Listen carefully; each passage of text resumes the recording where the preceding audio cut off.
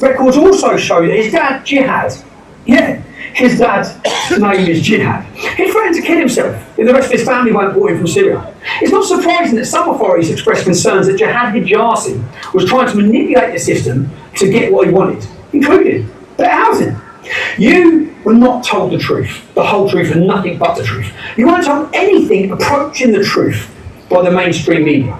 And in Jihad Holy War's statement to the court, Jihad said that he wished he had died in the war with his family, rather than go through what happened at Almondbury Community School. Really? He wished he was dead and all his family were dead, rather than go through this school playground incident. Listen to the clip again.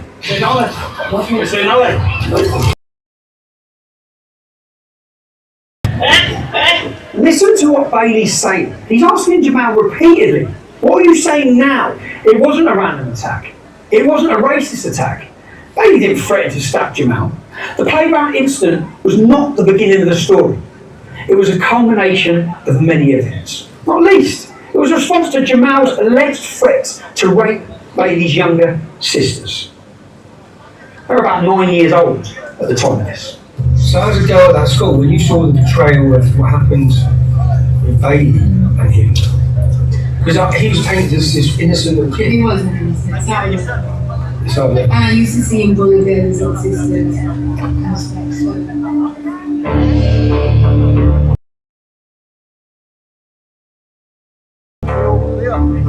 Everybody was exposing the scumbag that did this, who I hope gets severe retribution.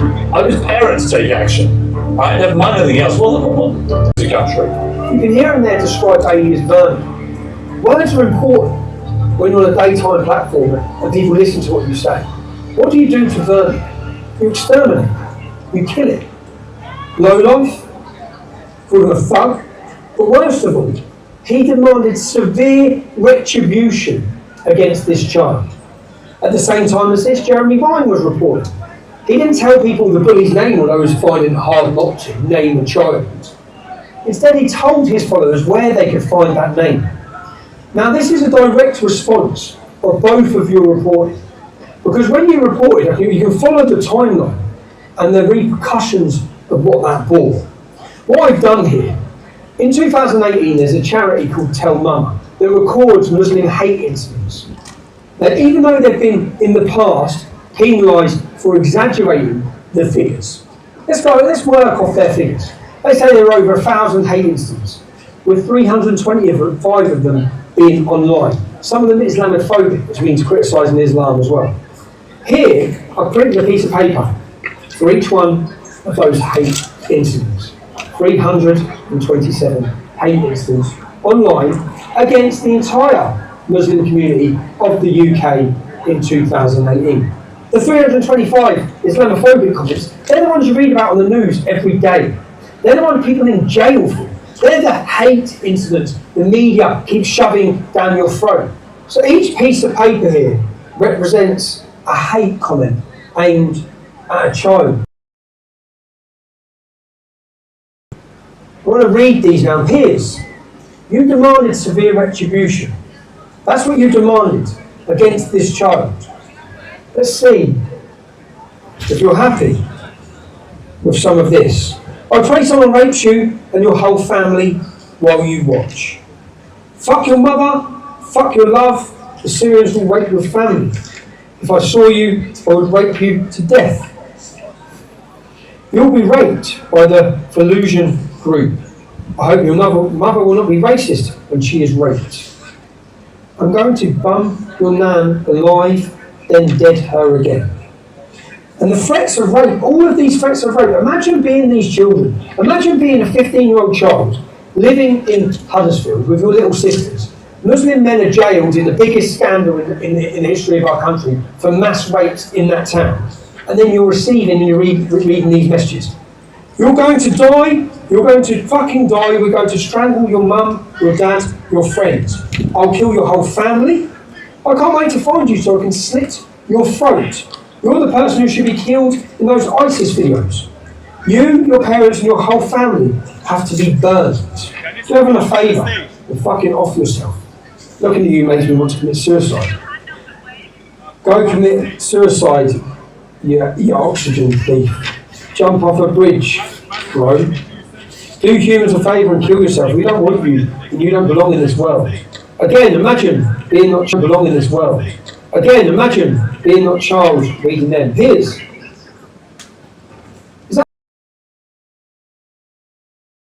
mental health record for Bailey McClaren. Bailey was referred to Luton Cams by Luton and Dunstable Psychiatry Liaison on the 31st of December 2018. Reason, patient involved in incident in Huddersfield and has been relocated to Luton with family. Patient unable to cope with not returning home and has taken an overdose. So this lie, this narrative, this agenda, which comes before anything else, by the politicians, by the media, that was pumped. This child, it doesn't matter. His life didn't matter. You know, if he killed himself, no one would have cared. We wouldn't have heard condemnation from any of the politicians or from any of the media. No one cares. Because everyone, from start to finish in this story, is collateral damage, so long as they have the narrative. And Piers, you have a son, you have children. Demanding severe retribution against a child for a school playground dispute is unforgivable. You sit there and you preach. You preach against us. You make your accusations against me. Never have I labelled Muslim children as vermin. Never have I demanded my followers to commit severe retribution against anybody. And this is what the media, the politicians and the celebrities create. Aided and abetted by the left-wing activism and the selective indignation of Islam. Hypocrites out there might say, who cares? That's what he deserved, right? Imagine for one moment if I had incited violence against a young Muslim man in the reversal of this situation. And you see, in a district where a generation of young girls have been raped, these threats are far from empty. What do you think? Are you working in the school at that time? What do you think what the media done? I didn't really fucking go out of fucking proportion, what fucking wrong about it at all. But then the media run that Jamal was being bullied. Like, You see, he used to complain that he used to be bullied. There was another, I think, Kirkley's guy that came, that Jamal said that somebody put a knife in him or something. That should be on record. yeah. I think when we investigated, I think it was a lot of bollocks. I'm gathering that by reading the school records. He made accusations and then when they were investigated, Yeah, there was a lot of bollocks. he lied. Yeah. Now ITV, Piers Morgan, you used your platform to incite hatred of a young child. No time for facts or the inconvenient truth. Surely you must have known the truth. Because within a few hours of the story breaking, I was receiving dozens of messages from parents, pupils and staff, saying there was much more to the story than met the eye. So I did what any journalist could have done, should have done. I asked questions. Were you just being lazy? Was it willful blindness? Or are you just incompetent, Piers? And the BBC's Jeremy Vine, to you personally, was it clinical cowardice? After all, you didn't reveal the white boy's name. You just told everyone where to find him, on Twitter. Were you afraid of being sued? Well, it wouldn't have been the BBC licence fee payers picking up your legal bills, would it? Or was this your Pontius Pilate move? Condemning a child whilst washing your hands of any responsibility? Because that's what you did. And you didn't seek the truth either, Piers. Your lazy, inept reporting was not without consequence, as we will see. You incited hate, you succeed. And that's contempt. Your actions, not me, led to Bailey and his family being driven from their home in the middle of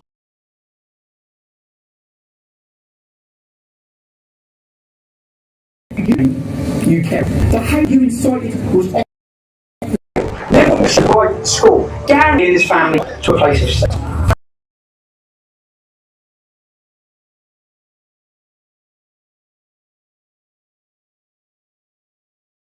So, whilst one child had the support of the whole country, had the support of the Prime Minister, Sajid Javid, the local football club, everybody was told, 160,000 donated.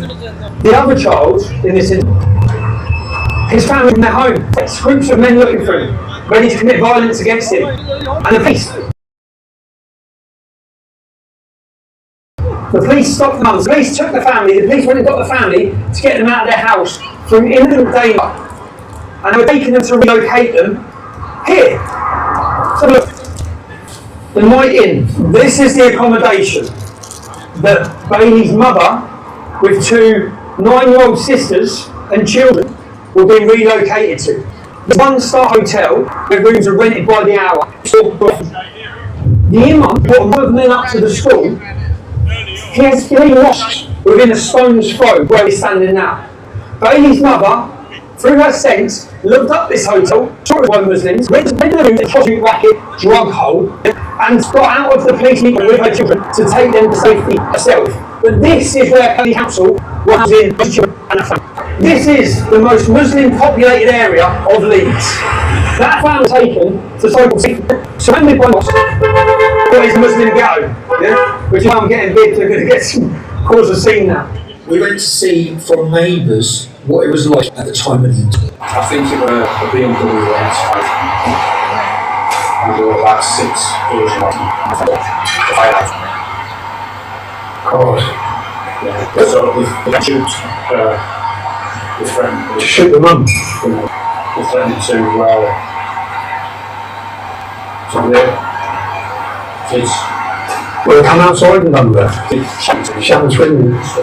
Well, I saw the video because a neighbour had shared it, and then I saw on the Yorkshire Live making Bill last week really horrible, and that Jamal was a collateral victim, and it wound me up. So I commented on it. The victim wasn't a victim in the back with a hockey stick, and then within 32 hours I got 200 comments saying that I was lying, that I was being excluded from because I'm a liar. Just horrible comments like that. None of them. And did you take the comment down?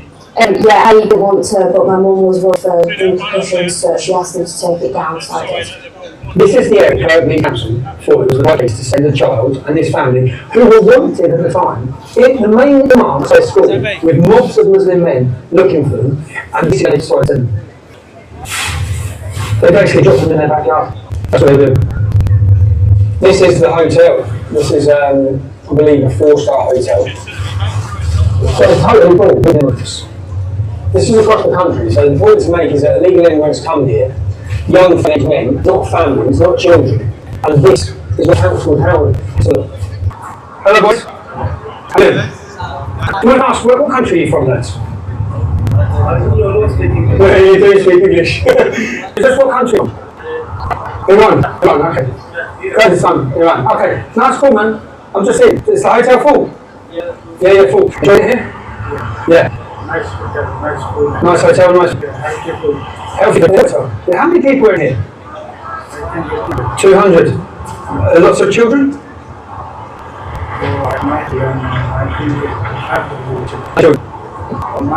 No, not many children. But it's a nice hotel. Nice hotel. It is a nice hotel. And if you look at the family in house in Beeston, and you compare it to this 4-star hotel, hello, bro. How you doing? Hey, do you want to come back in?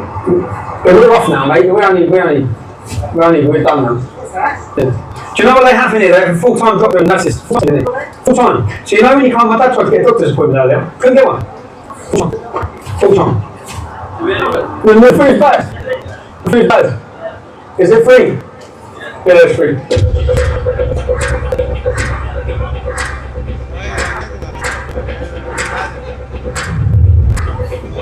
When at school, some of them medium on that bag, they're sending the students are all fucking off straight. You're going to feel everything they're going to go. I had confidence in things in the media. Yeah. And tried to explain to them There's one more tickets. all of that and Leicester and Japan. But it was everything done there. Apart from my report, there was not a single statement getting outside of this story. The staff knew, other pupils knew. They could have exposed a lot. Why didn't they? The incident, I wrote the incident. The incident was my door, it went to my door. Basically can't talk about it. Because you don't want disclosure in. So that was the reason we triggered it. They were even not free to tell you the truth. They're terrified of the consequences. And that's for so-called journalists. Some can't find the truth. Some won't tell the truth. And some, they're afraid of the truth. But me, as a journalist, it's my job to present you the truth. If you look at his opinion, they said They're up there, this is having days, they're up there and shut that school. They're up there and get this. You see, when the media and politicians decide to kill a story, when they decide to hide the truth from you, they'll do what it takes. They shut down the school. It's gone. Everyone lost their jobs. You see, once this lie about racist attack had gone global, the truth had to come out. The truth that this refugee was struggling to fit into his new environment was problematic. His allegedly abusive and violent conduct towards teachers and children was allowed to run unchecked. Why? The school may turn a blind eye rather than be accused of victimising the boy, of being racist towards him. They stay silent. The truth may have triggered accusations of racism or sparked discussion about immigration policies. The challenge of achieving the second integration of migrants we welcome into the United Kingdom. And they need to take those challenges seriously. You see, Jamal's one of 20,000 Syrian refugees who come to the UK as part of the United Nations resettlement programme. The government cannot allow their policies to be handled and the consequences and their incompetence to be exposed. If you don't think the government is incompetent, you're not paying attention to anything. Retail's been talking tough, really tough, on controlling our borders for years. And yet there are boatloads of illegal economic migrants being escorted across the English Channel and put into these luxury accommodation at your expense. This attitude does nothing for the refugees who come here, who we welcome into England. Refugees are trying to integrate and make a life. And who was the community's rage directed at? All Syrian refugees. That's who. Well, in fact, there are many families of Syrian refugees in the area. We're told, all of them delightful, working hard to settle and integrate into the country they can now call home. I spoke to multiple refugees. My children, any problem. No problems with your children. No, that's it. So you've had a good experience in the school. I used to have two friends, and they don't worry, and they don't care where from country I come or anything. Okay. And when I thought it was like we was about a month we've been in here, and I used to not to speak English very much. So they used to tell me how to speak all that thing, and now I'm in year 8 and I know how to speak English, and I made it more friends. And now And your friend knows. Yeah.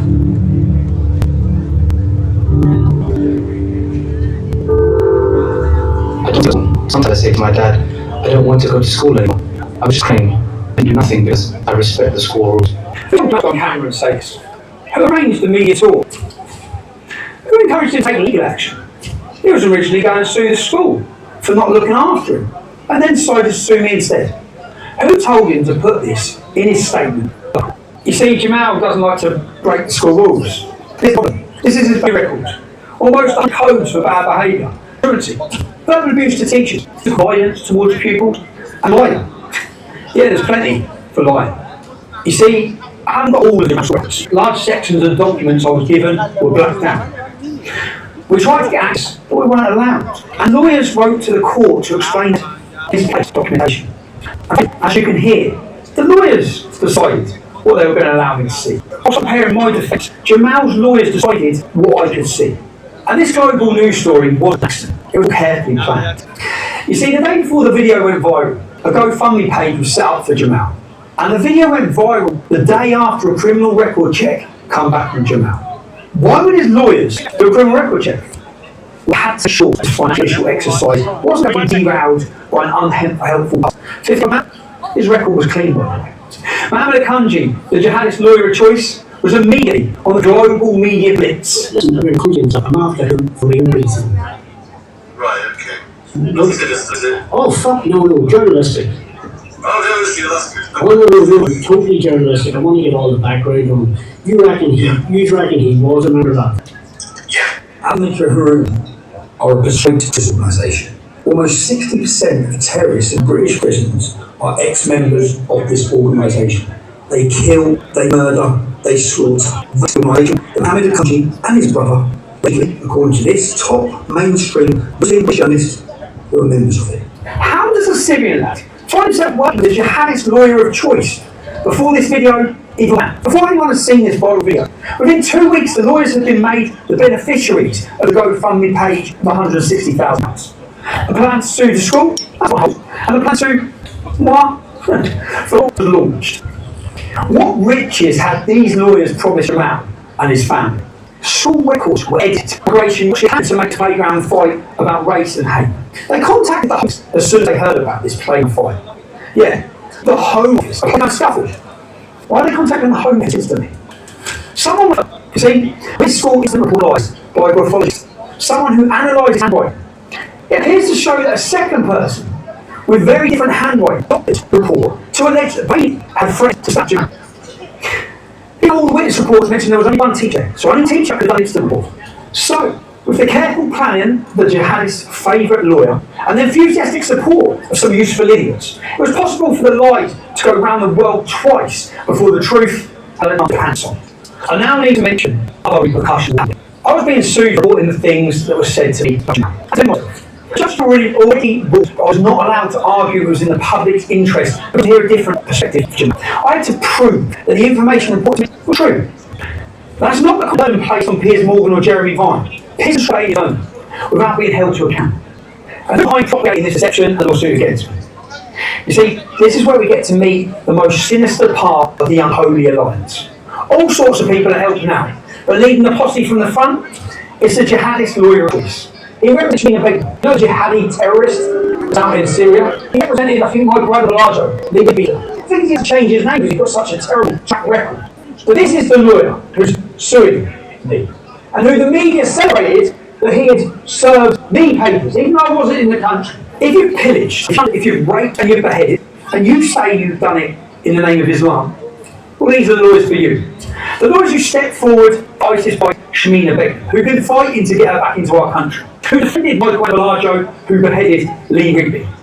This is and it's for Bajwa, who's been banned from claiming legal aid. Yeah, banned from claiming legal aid for putting in fraudulent expense claims. Let me rewind a bit. Let's go back a few weeks. There's an important piece of background information to this. One of the reasons it, basically to inform a group called themselves Antifa UK.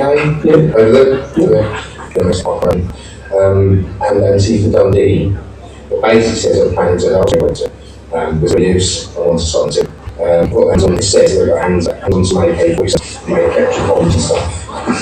Allegedly said that they put bombs through the voices. They say also comes with a few of these. Now, the heightened tensions with multiple other lines, they now take back the radar phone, the one option we have to direct to the police, and they are removing it at this current moment. Where are you from? I'm from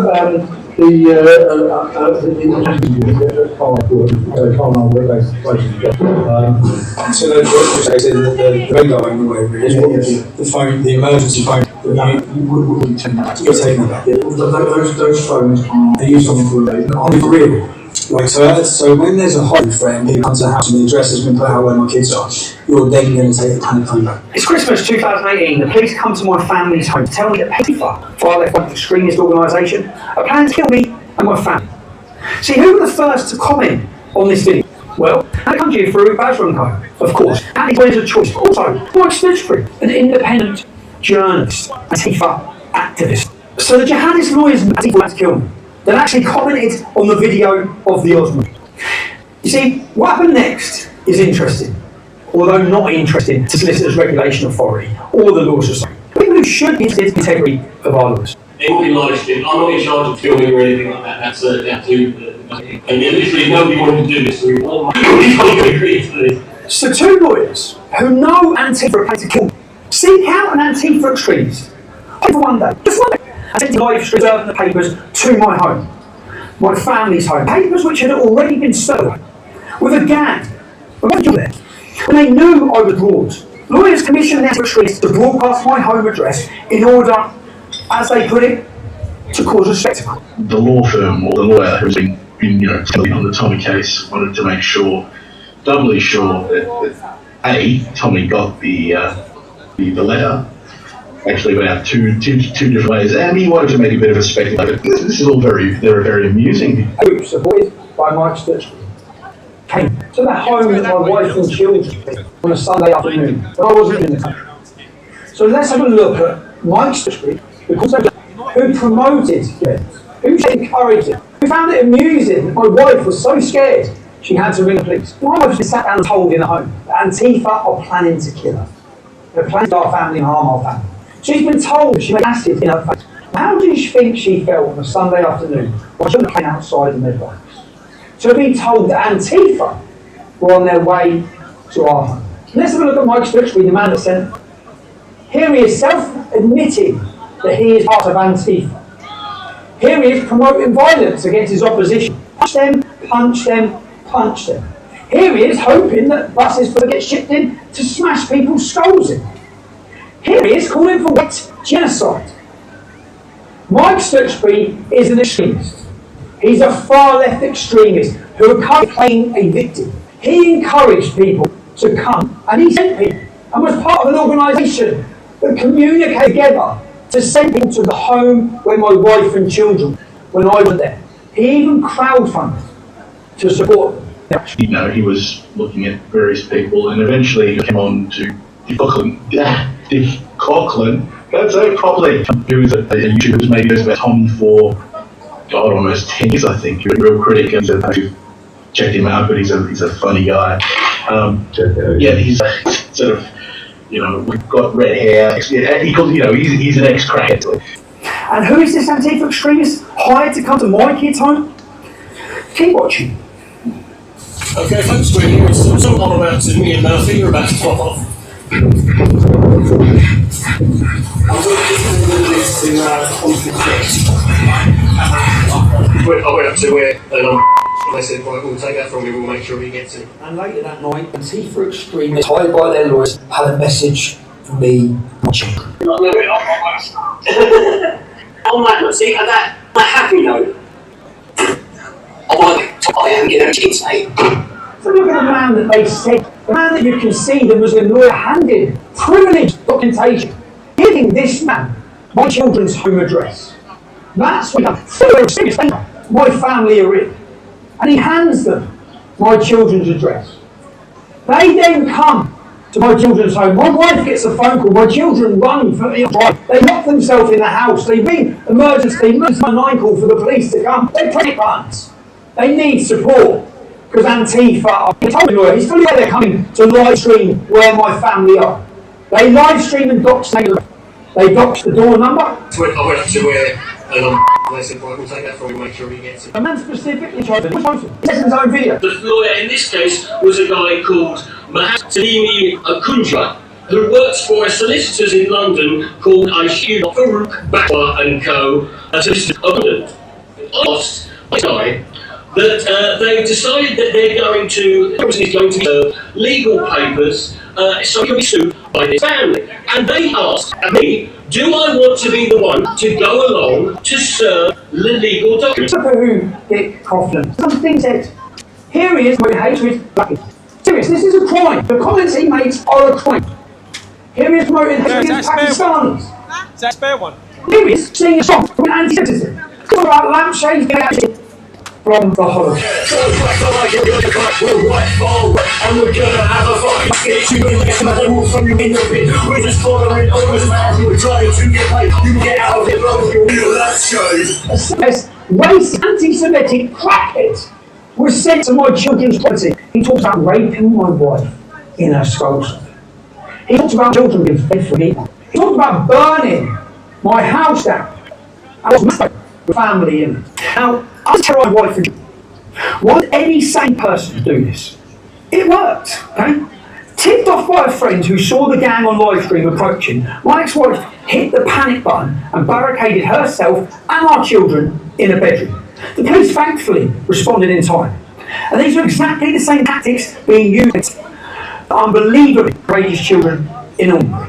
Threats of violence against children will be stand with me in defence of the truth at the High Court of London. The videos, media, it all at the same time. It was coordinated, and it was about hate and making money. And how that far-left activist, who appears to be an anti-Semitic, Jew-hating, black-hating racist, came to my home with his gang and threatened to kill my children. The lawyers, the mainstream media, they don't care about refugees. They don't care about Jamal. They don't care about the truth. So that bloke who made the video saying to kill the kids. Could you, if you didn't do it, I know 100% get a statement. I know, okay. She complained about it, she contacted a member who were going to later at the time to ask if he was arrested. I found his address and I had the information for him. So even now, say now, looking at that, can you arrest him now? I don't know what happened with the previous report, because when we search on our system, we currently see any crime wasn't there. The next day, knowing I'd been provoked with threats against my ex-wife and my children, no doubt thinking they would catch me conspiring to commit violence and me up on a conspiracy charge. Here, outside my ex-wife's house, men in a car that has never registration plate, so presumably from the security services, with listeners of course being in my home. The involvement of the security services may explain why Dick Coughlin, the man who never even been spoken to or arrested, despite the wife's complaints. What are you doing? In the back of your phone? What are you doing? I think you sound mean. Where's your sweater? What are you doing? I know this.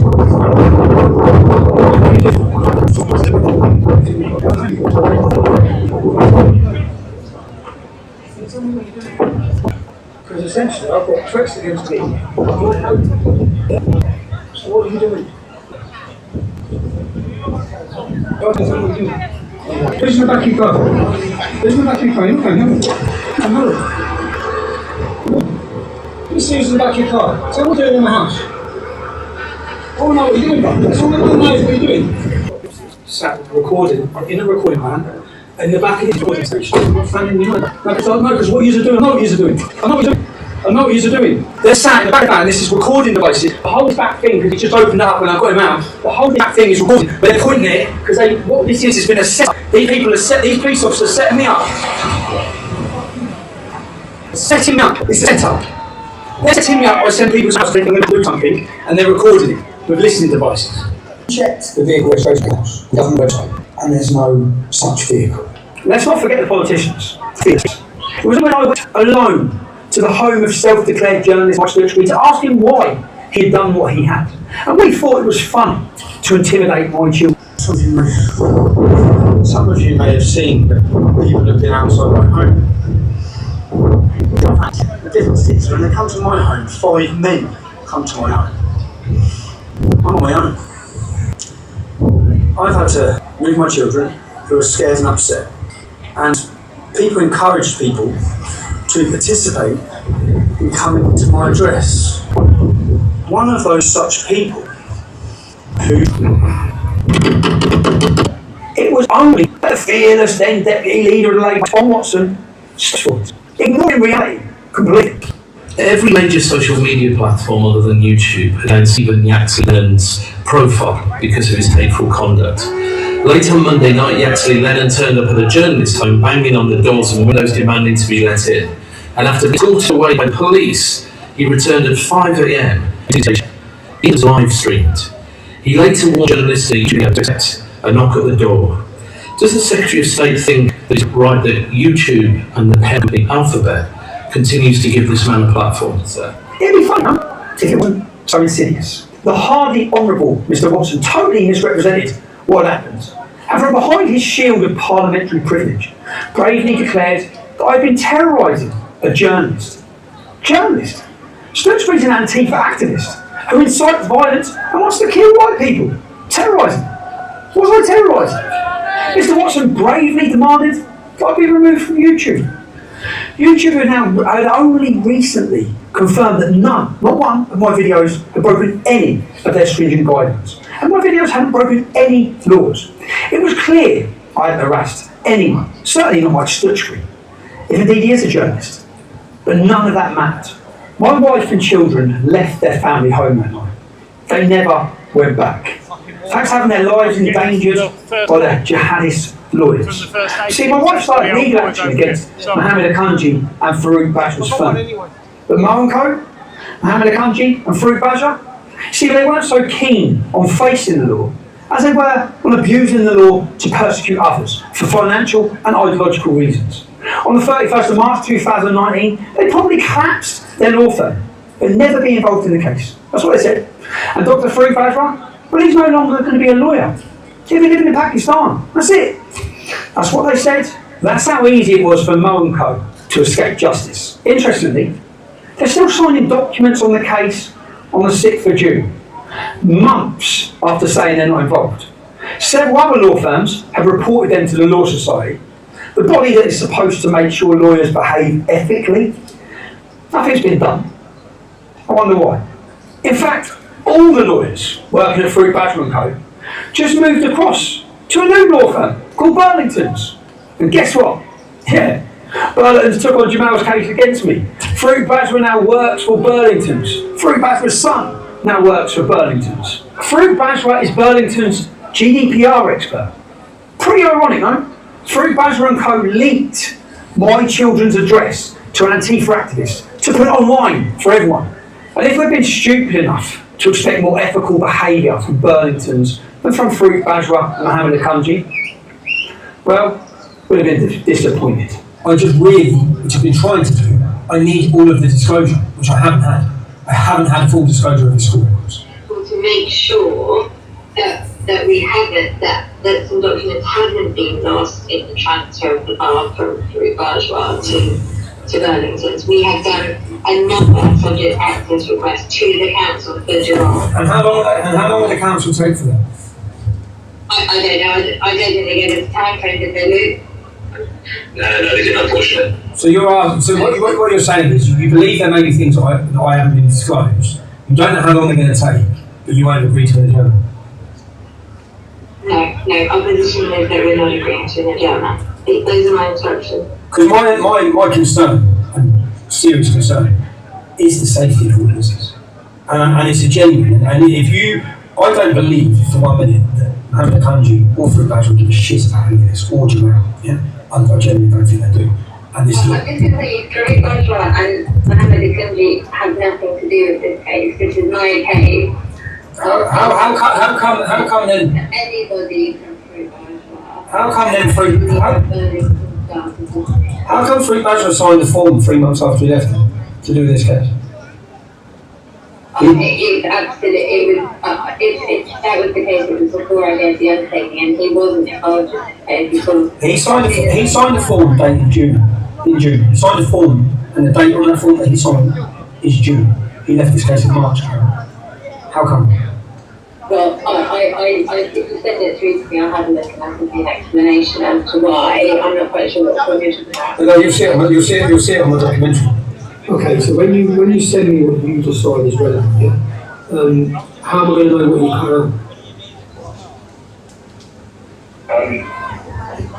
Well, I suppose you wouldn't. Already. That seems fair. If the information is not relevant, then what harm could it do when we have it? But it's not that harm thing, it's that privacy. For the last 3 days, since you received videos so that you become aware that I have video evidence that's going to prove my case, since that point, my ex-wife and my children, for the last 2 days, have been police at the house because they've been receiving threats. On top of that, pictures of my ex-wife have been put online by the same people who were in bed with Mohammed Akunji. Then, 2 days ago, Mohammed Akunji doxed my mother and father's house. Last night, that house at 1 o'clock in the morning was smashed to pieces with bricks through the windows. Yeah? This is all going on in the background. I've been trying to get my stuff ready, but just so you're aware of what's going on as to why I don't trust the word you say. When you have Farouk Bajwa's son working for your company, and Farouk Bajwa was the man that sent people to threaten to kill my children, I'm wondering why, in the last 48 hours, or the last 72 hours, since I disclosed information to you, why my family and loved ones have come under persecuted harm, of which is all detailed with police records and video footage and everything that's been going on. So I'm super concerned and don't trust you or your party to decide what's relevant in this case. I don't trust you.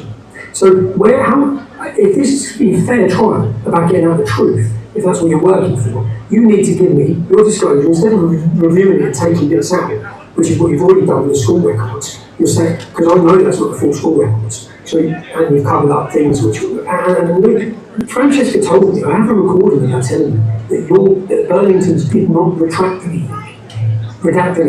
Yet in court you had to admit you did. I've got the recording of her telling you. Everything was redacted prior to coming to you. Everything was redacted prior to coming to you. And then in court you sit and admit that you have been redacting things. So forgive me, it's just lie after lie. This is Burlington's lawyers losing documents that they're supposed to send to me and deleting things that they don't want me to see. Misplaced. How do you misplace documents that that were electronically filed on their case management system at Farouk Bajwa & Co, then passed over to Berlin's. All of this is because they're shit. And all of this is put pressure on me in the weeks before. And all this. And this is a country, I guarantee this is a country. A country working with resistant hate. The account that's put it on is resistant hate. Yeah? Resistant hate who are actually hired with Dick Coughlan to send to the House before. They're like his little minions. So now he knows that it's going to land on his lap. The whole lie that they've told. And this is the actions they use. Can't play man, so they don't get it. You don't need to be scared, Sonia, because they're doing this. You just told me to do. They've purposely just do it. I don't remember. But when they do this, they just try and cause me shit and make you. So, I know it's easy to say, but you don't need it. They do this and they would beat them in court. That's what it is, yeah.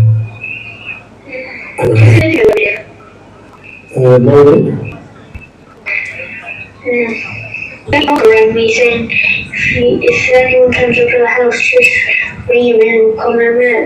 Yeah, go on, mate. Cool. Cool.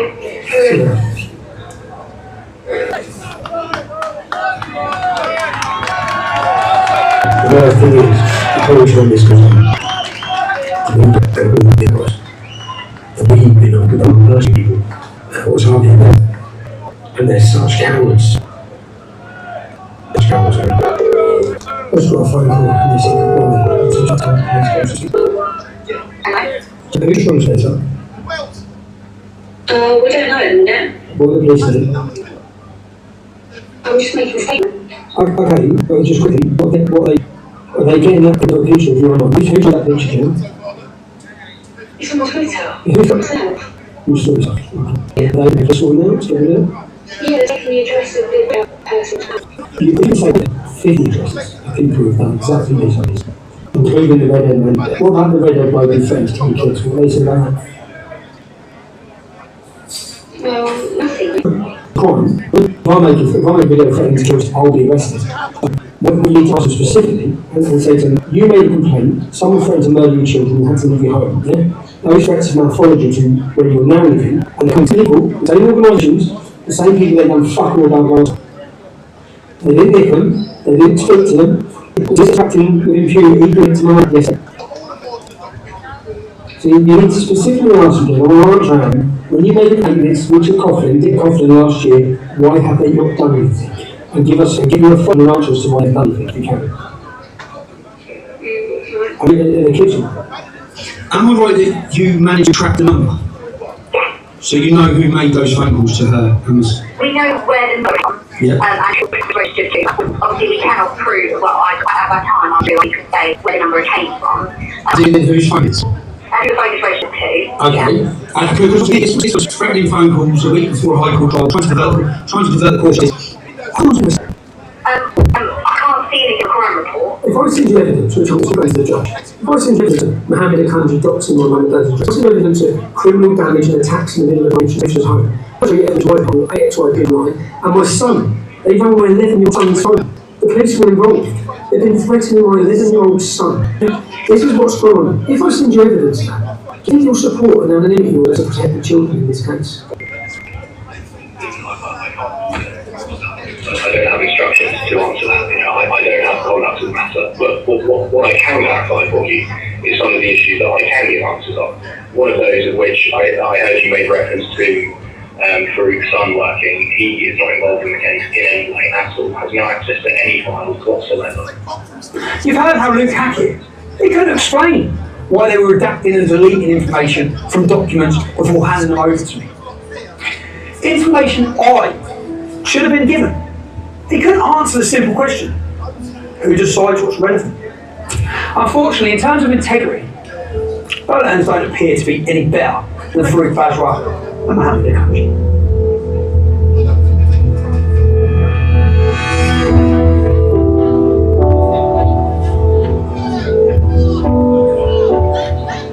You see, I was told he'd violently attacked the girl. I was told he'd attacked someone as part of a gang. And I was told he'd threatened to stab someone.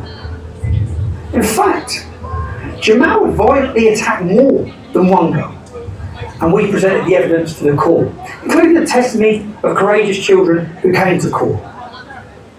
These children weren't Tommy Robinson fans, but they came to the High Court to speak the truth. So let's look at one of the pupils that come to court and testified. This young girl wasn't a supporter of mine, didn't support my politics, but she still came to court and testified. Let me have a look at her school record and read what her teacher says about her. Charlie is a very mature and hard-working member of the Forum. She has been an absolute pleasure to have in the Forum. She has represented the Forum in the school council and in various events across the school throughout the school year. She represents all that is positive and exciting about studying at Almondbury. Charlie is now currently studying law at university. Why would this girl lie, randomly lie, before I was involved? Why would she then travel to the High Court of London and commit perjury? Because that is what the judge has found, that she's made it all up. And Jamal, the Syrian refugee, the one with multiple lies in his school records and behavioural disciplinary everywhere, but he was telling the truth. That is what he found in this case. Why would a mother post images and send me those images of her daughter being black and blue? Why? For what reason? Why would the staff lie? Why would the head teacher lie? Why would every single person who was recorded covertly lie about what Jamal was like? 12 different people lying about what Jamal was like. Why? See, the judge has really helped us out here. The judge says people can lie for reasons that make no sense. Sometimes for no reason at all. He could not readily identify any explanation for why some of these people were prepared to do so and lie. He concludes the exercise never happened at all. Despite Jamal's story, which you've seen, the judge states the claimant's record is overwhelmingly positive. He acknowledged Jamal was lying. Besides this, it is Jamal who's telling the truth. Everyone else is lying. Really? We waited 10 weeks for this? That's the conclusion? That's the logic from the highest libel judge in our land? There was no jury. That's right, no jury. That all of these people were lying. But Jamal is the truth. Jamal, who could only find his dad, Jihad, to speak for him, not a teacher, not a classmate, not a friend, not a neighbour or a support worker, came to court to support Jamal's defence. Jamal, who said he wrote reviews on school, it was his fault. His school record says something very different, unfair to Jamal. He denies every accusation against him, completely up on the day that 5 courageous children appeared in the dock, giving testimony of Jamal. Jamal didn't show up court that day to face the accused. Neither the press. The press actually left court when a witness stood up to give their evidence. In my defence, it's alarming to think we have this intellect at the top of our judiciary.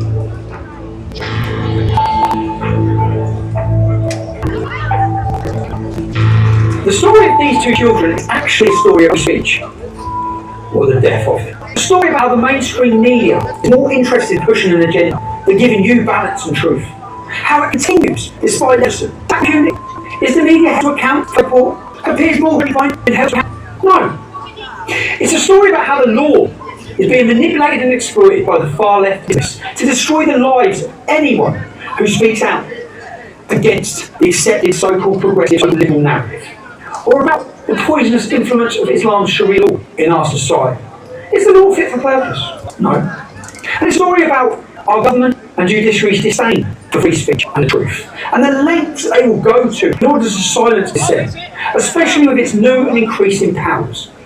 Is our government being held accountable for its actions? No. Is the judiciary independent? Senior evidence, you decide. When you agree politics is irrelevant. When dissent is crushed, and governments move one step closer to tyranny. Jamal's father, Jack, he knows truth. They all knew the truth and were using it to further their agenda, regardless of consequences for Jamal. They continued to pursue the case, which incidentally has caused my divorce and bankruptcy. My ex-wife had to choose between me and the safety of our children. I'm glad she chose our children. Still best mates. You see, Jamal's lawyers told me very early on, if I put a people around, what their case? You watch it, you know the decision I made. I won't apologise for a report I was told, for what I believe to be true. I stand up for Bates, the young lad unjustly vilified by pretty much everyone. But in silencing dissent, and our government any different to the governments they criticise so much? China, Russia, immigration, if it doesn't fit the narrative, you will not hear the alternative. And where else have we seen? Where else has the media, politicians, police and socialists the truth for decades? Fearful of being called greedy. That's where a corrupt, such horrific cost to thousands of towns and cities across our country. And no less than under the stewardship of councillorship and Lord Kirkland's council. You see, hiding the truth doesn't protect community. It does the total opposite. It undermines trust in public. It stokes resentment and conflict in our communities. Tragically, those who lead us don't seem to have the moral or courage to speak the truth. They cause the division that they're trying to prevent. People ask me, was it worth it? Yeah, it was worth it. The truth is always worth it. I see it. If you're in the United Kingdom, you've already won the lottery of life. Inherit my parents and grandparents of freedom, equality under insured. It's rendered worthless. What legacy will we leave to the children and grandchildren who come after us? None of us can afford to let it be. We cannot, and we will not be silent.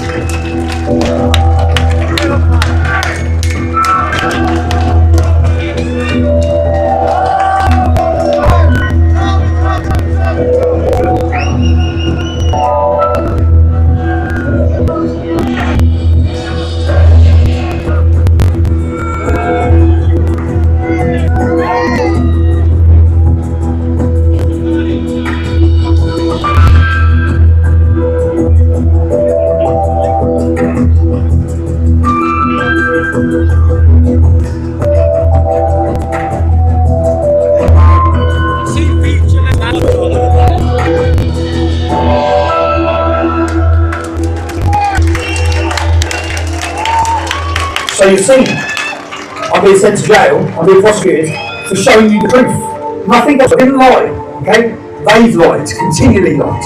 Now for the Attorney General to be charged against a member of the Public Contempt Court, it has to be of interest. I say the Attorney General, this is not the police prosecuting you.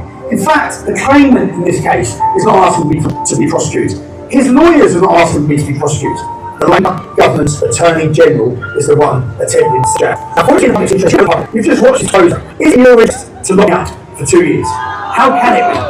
Let the government know, let the Attorney General know by signing the petition at www.truthontrial.co.uk. Let them know you don't support the imprisonment of journalists for reporting facts to you, the British. Who knows what the future holds me? The one thing that gives me a peace of mind, if I'm in prison or if even if the worst happens, is knowing my family have stability and security. If you can support them during these times, the link is at www.helptommy.com. I would appreciate it.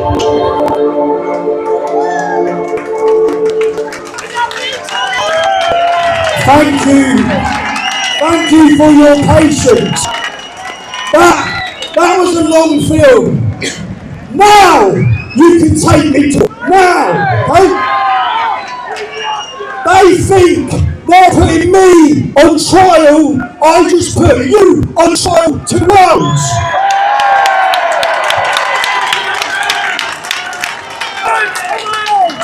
Every one of us here today needs to remember who we are.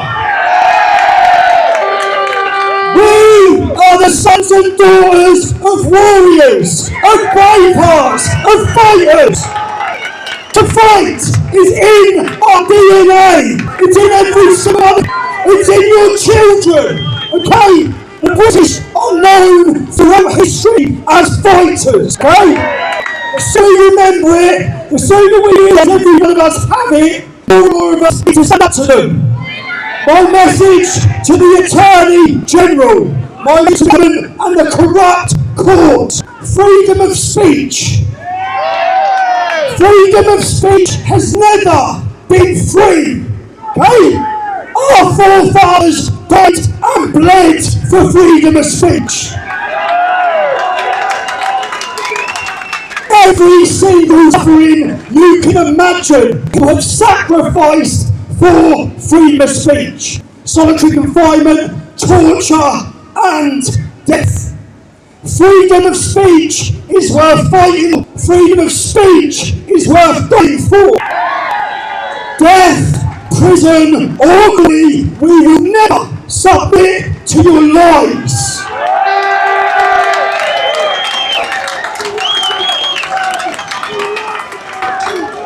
They plan to take me to court and put me in jail. Every one of you watching this have the power in your hands. They want to control the narrative. Nearly 1 million people have watched that film so far. Share it with everyone you know. If they want to send me to jail, the world will know I told the truth.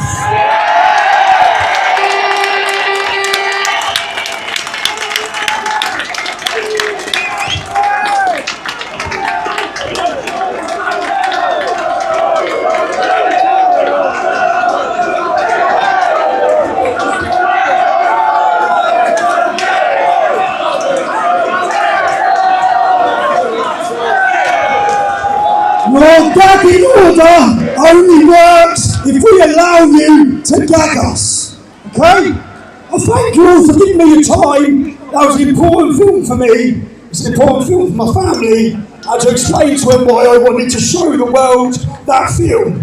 They're not able to lie any longer. Kelly, the beautiful Kelly, has travelled from Canada. We've been here before. I've been here before.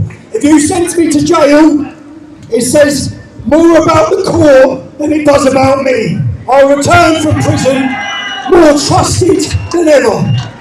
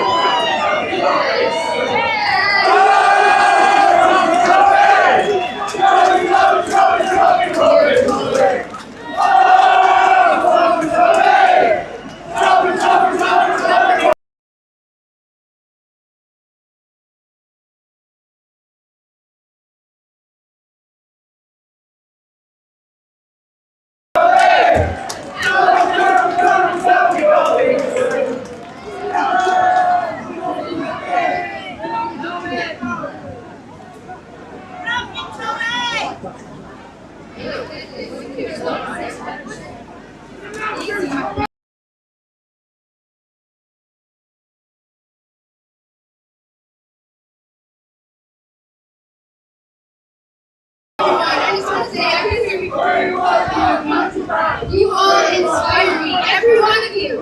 You're a part of history. This is beautiful. So thank you for coming out. And use your gifts, use whatever you can to help this brave, courageous man.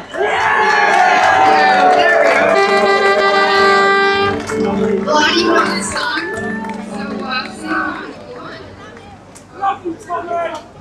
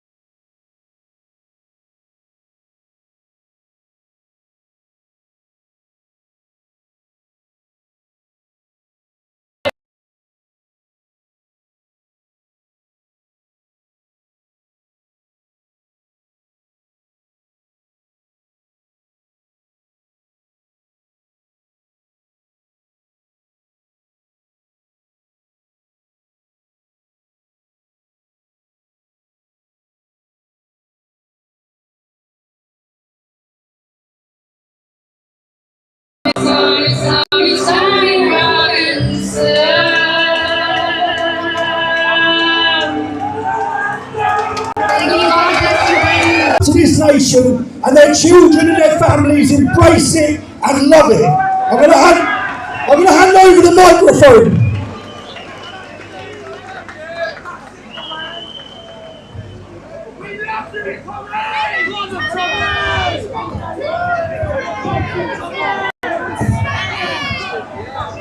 Thank you, Tommy.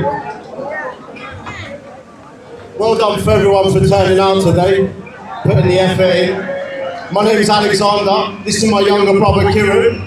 We are Art from A&K. If you've got a camera, might be worth putting it out now. I'm going to drop you a little performance art piece.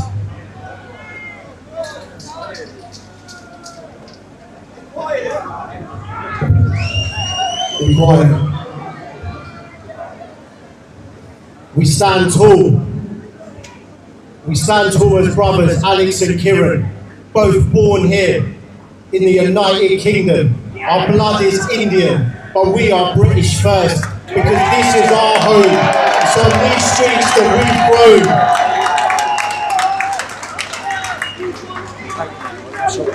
It's on these streets that we've grown, because this is our home. I'm going to need the mic. It's the passion, it's the passion.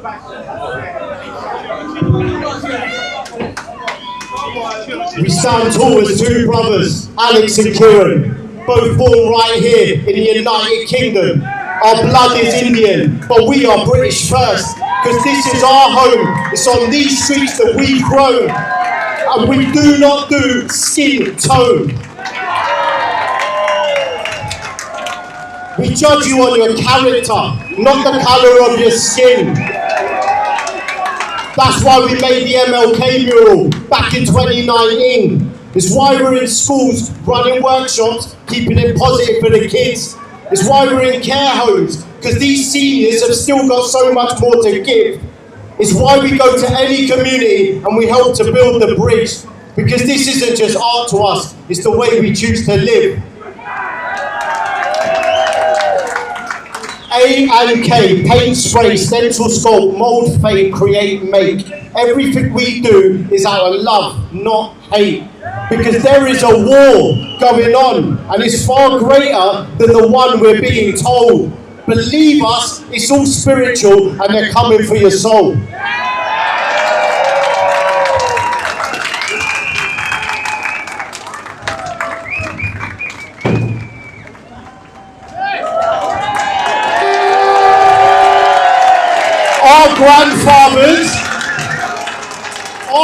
Our grandfathers came here to make our lives better. This ain't just Britain to us, it's the United Kingdom forever. So we stand strong, we stand brave, and we stand together.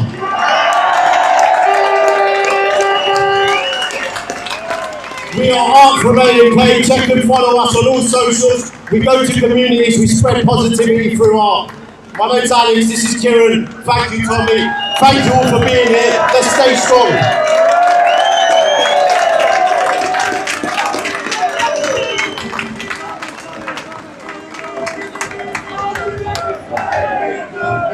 Right.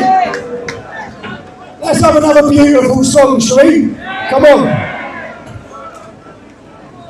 We want to say thank you to Tommy Robinson one more time for giving us this opportunity. Let's put our hands together for Tommy. And we want to say that the real British Christianity stands behind Tommy Robinson, stands for this country, and we shall never be moved.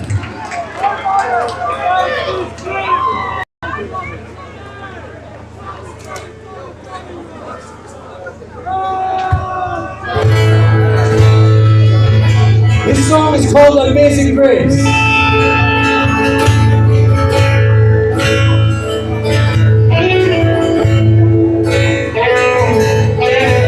Amazing grace, how sweet the sound that saved someone like me.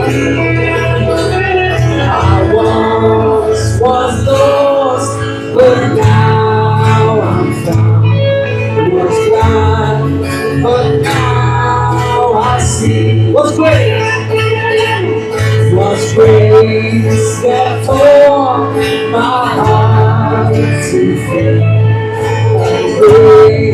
my fears relieved.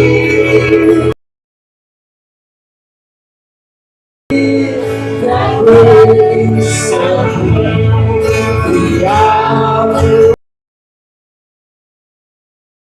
My chains are gone, I've been set free. My God, my Savior has ransomed me. The life before His mercy reigns. Unending love, amazing grace. How many pages, times instead? From many dangers, toils, and snares, I am already done, and grace has brought me safe thus far, and grace will lead me home. My chains are gone, I've been set free. My God, my Savior has ransomed me. Life is love, His mercy reigns. Unending love, amazing. Ben, just play that guitar, Ben, play the guitar.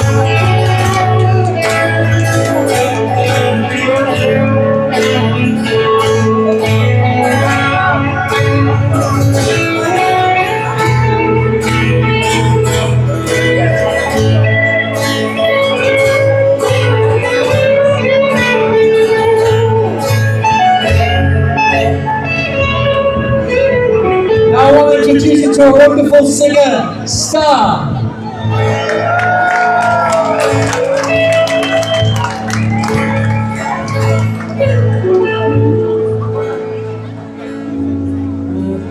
Amazing grace, how sweet the sound that saved someone like me.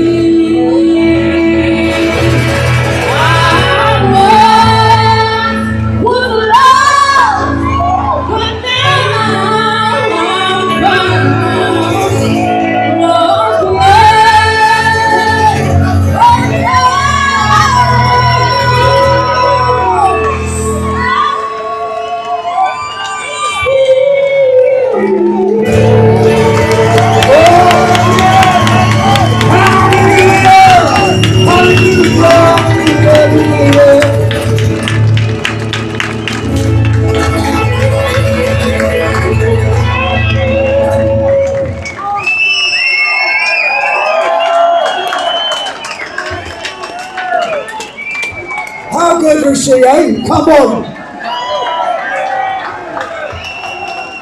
Are you having a good day?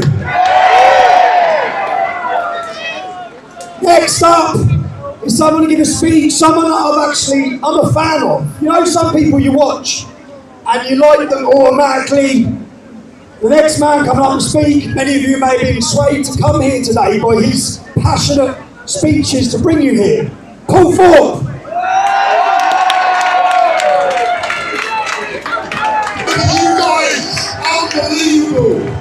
Unbelievable. So I just want to say a couple of things to all companies today. I look behind me and I see thousands and thousands of wonderful people. And I actually shed a tear, it made me emotional. I lost it for a few moments and then I realised that we are all here today. And you know what that's for, we're here for our children, our beautiful grandchildren, all those beautiful youngsters of all races, creeds, colours and religions, that we want them to have a future like we had a past. And the only way that's going to happen is by everyone coming together and by everyone understanding that this movement that we're building is going to be huge, it's going to be massive. And instead of the tail waiting the dog, from now on the dog is going to wait the tail. We are the dog. We are the dog. And before the listen, I'm going to say this out loud. I support reform, I supported reform, and I still support reform. But I've got to be honest and say, where are they to support this man today? They should be here. Now, where are they? Come on. We want you here. You should be here. You belong here. We are the British people. Guys, what can I say? I can only finish by saying that a lot of you come up to Tommy and myself and other people and say thank you. But it's us that is thanking you today. Thank you for being here. Thank you for being brave. Go home, tell your friends there's nothing to be scared of. They have to come out, they have to stand up for our children, because if we don't fight this fight and win it now, they're going to have to do it in the future. Is that what you want to leave them? No. Let's win this together. Thank you, everyone.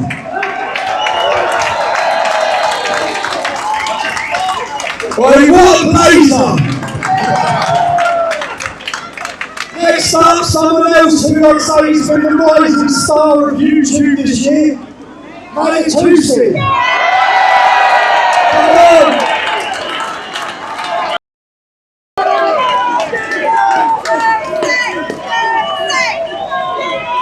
Good afternoon, Britannia.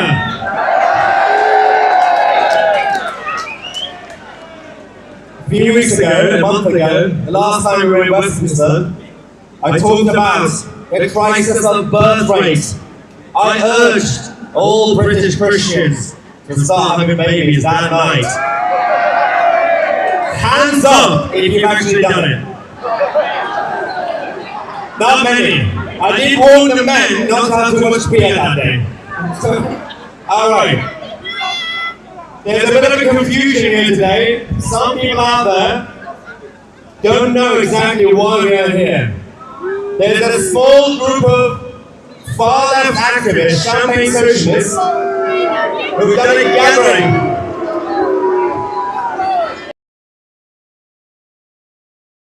Call it counter-protest. Usually you do a counter-protest to a protest. This is not a protest. It's the Festival of Britannia. We are here to unite the kingdom. We are here to do two things. One, celebrate this country and its values, but also talk about the threats. Of course, this kingdom, this country is one of the best countries in the world. You know how we know this? We got millions of people from around the world who still want to come here, legally and illegally. You can't blame them. The problem is that the system and the establishment have not been defending our values. So you can't expect the newcomers, even if they want to integrate, you can't expect them to do it easily. It's our job to make a positive case for Britain, to put people who are from here first. Look after your home first, the British natives first, and support other patriots in other countries as well, from America to Israel, Canada to Australia. Now, to say one thing that's a little bit more negative, we have a lot of threats. We've got external threats, we've got the ideological threats, we've got Islamism, everything, wokeism, but I think our worst enemy is ourselves, our own society. A lot of people complacent, some people in the establishment complicit because they don't care. We have to make a positive case. Right now, this movement that we've started, thanks to Tommy and everybody else, is about changing the culture. Stop talking about politics. I know a lot of people talk about politics. It's not about politics, it's about the culture. While we do that, the role of media is important. That's where I come in, and other people like Paul and many others. We spend a lot of time criticizing the corporate media like the BBC, Sky News and all that. But the system plays you all the time. They give you new channels. GB News, the home of free speech, allegedly. Talk TV. These channels, who are supposed to be counter channels, have banned some people on this stage today. They boycott us. They want you to think they are different to the corporate media. There are some good people working there, some good presenters. They don't have the freedom. Ofcom, the advertisers, the corporate money behind it, they don't have flexibility.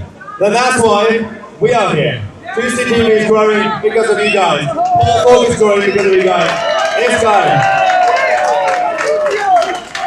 I want to say a massive thank you once again. Go home, have babies, and buy a 2C, and we are the media.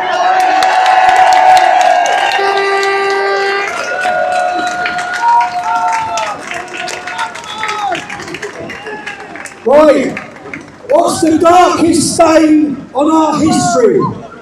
Islamic rape gangs. You may have all seen as well, I want to thank Urban Scoop. There's a lot of organisation that goes on behind the scenes. When anyone sees a documentary I make, I take the credit. There's a hell of a lot of people who work very hard for it. There's a hell of a lot of people who worked hard to make today possible. And you may have seen Urban Scoop has a new journalist. Let's introduce you to her now.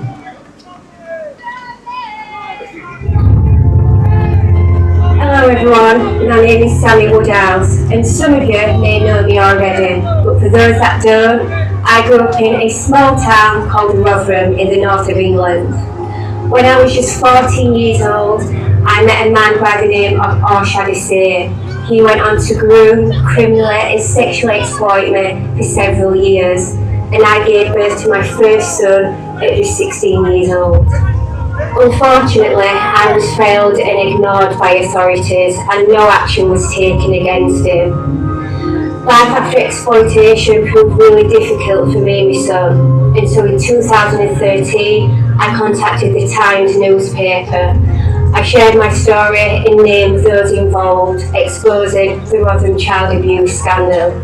I also testified against my perpetrator, and he was sent to prison for 35 years for the crimes he committed against me and other children. Exploitation isn't something of the past. It's happening in every town and city around the UK, which is why I continue with my activism. Over the years, I've done many government exposures, raised awareness, changed policy and laws to ensure that children in our country are better protected. I've also fronted a groundbreaking and award-winning documentary, Out of the Shadows, Born from Rape, which highlights the needs and struggles for children born from sexual violence. I'd heard a lot over the years about Tommy and his followers, and some of it left me with some concerns. Far-right hooligans and racists was always mentioned, but when I went to Telford, that's not what I found. I spent the day talking to many. They seemed friendly and down to earth, but frustrated that children had been raped and that their lives had meant nothing. Which is what has led me to make this announcement today. Urban Scoop has offered me the opportunity to bring you news reports and documentaries that no one else will, and give you the voice and the platform that you fully deserve. Urban Scoop is run for the people, by the people. This is a new and exciting journey, and I can't wait to bring you all on it with me. If you'd like to continue supporting us, then please head over to urbanscoop.news, where you can see all our news and reports. We can't do this without your support. Thank you, and we'll see you all soon. I'm Sammy Woodhouse, reporting from Rotherham.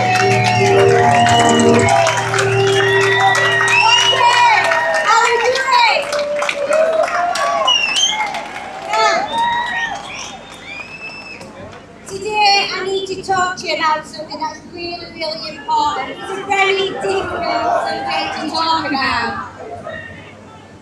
Now, there are millions of people in our country, boys, girls, men and women that have been abused and raped. Now, we don't like to talk about, especially about boys and about men, but we have to, because everyone teaches too. But I need today to talk to you about what's happening to our girls and women in our country. Now, our girls and women are being raped. And some of those women from those rapes are made pregnant, just like I was. Now some women choose to have termination, or they go through with the pregnancy, the baby for adoption. It's just too difficult to be able to deal with. but some women like myself, we kept our children. And I started a campaign because children born from rape in our country have no voice. Their mothers have no voice. And those children also have no legal rights whatsoever. So I need all of you to get involved today to help me change that. Now, I'm calling on government for a couple of things. So, the first thing is, there has never ever by any of our governments been any commissioned research into the needs of women and children born from rape. We need to change that. Support services are not offering support. Professionals are not being trained. How can we support people who don't know what our needs are? But also, rapists are allowed contact and custody to the family courts to our children. Now, this is a campaign I've been fighting for 6 years. Back in 2018, I started a campaign I did exposure against Rodden Council because he invited my babies into his son's life. So, above on the screens there's a template, and I'm asking every single person here today to contact the MP, to contact the Home Secretary and put a stop to rapists having contact and custody to our children. Now, they are women all over this country that have to sit and have contact with their rapists and play happy families. And we've got to stop that. So, are you all going to get involved? Are you all going to contact your MPs? Are we going to put a stop to rapists having our children? Good. I'm going to go. But before I go, my two children, my daughter-in-law, my grandson, is watching this at home. So I want to say that I love you, and I promise you I'm going to fight for your rights.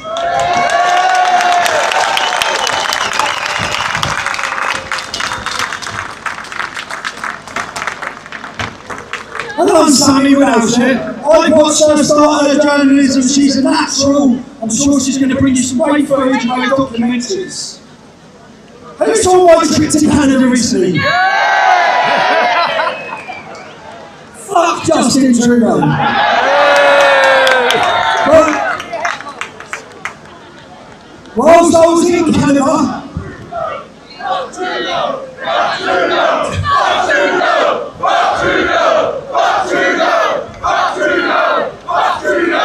whilst I was in Canada and I was locked in Calgary, I had the wonderful opportunity to meet a lady for a podcast.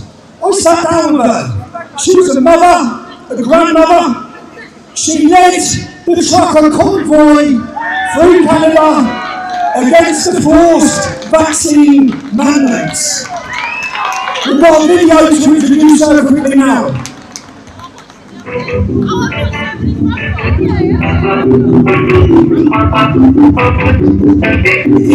The small, foolish minority.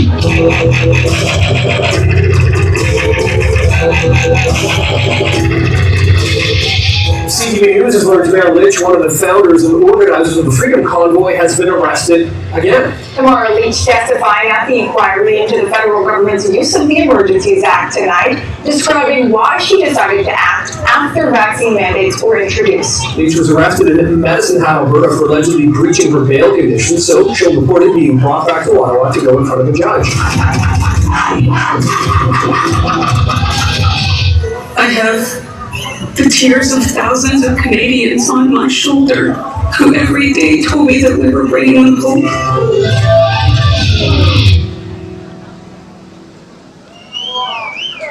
Just so you understand, this lady spent over a month in solitary confinement and she's currently awaiting a court case facing 10 years for standing up against forced vaccinations. Tamara Leach.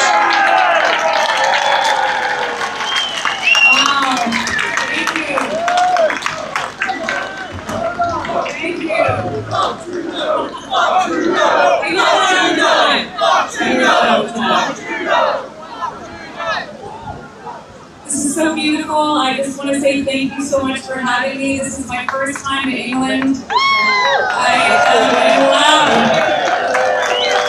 You guys have been so kind and so very welcoming. I love you too. In the winter of 2022, a small group of Canadian truckers, along with some volunteers, decided to stand up against government overreach and draconian measures. We witnessed tearing families apart. We lost friends, we lost family. Our loved ones died alone, and we said no more. We drove across Canada to have an audience, to request an audience the other side of the story. And I'm going to tell you, if it wasn't for the independent Canadian media and people with cell phones, you would still all think I was a terrorist. The funniest charge against me is intimidation, because as you can see, I don't think I'm very intimidating. I know. Tommy Britt, the Crown prosecutor in our case, wants 10 years in prison for the crime of mischief. Chris Barber and I are currently going through the longest mischief trial in history. In Canada, mischief would be akin to spray painting on a public wall or something like that. So I brought my Priam guitar. A gentleman showed up at my court case last fall and gave me this guitar. He built it for me. But before I start my song, I just want to tell you a quick joke. Not a joke, an anecdote. The night that our lawyers flew into Ottawa. We'd been there about a week and we had about 5 lawyers that flew into Ottawa. And my good friend and one of the Constitution lawyers that helps us to this day, his name is Pete Wilson. And the night that Pete Wilson met me, he didn't know me very well. He says to me, Miss Leach, I don't want to offend you. I really hope you don't find this offensive. But my goal here is that every morning when Justin Trudeau wakes up and throws his legs over the side of the bed,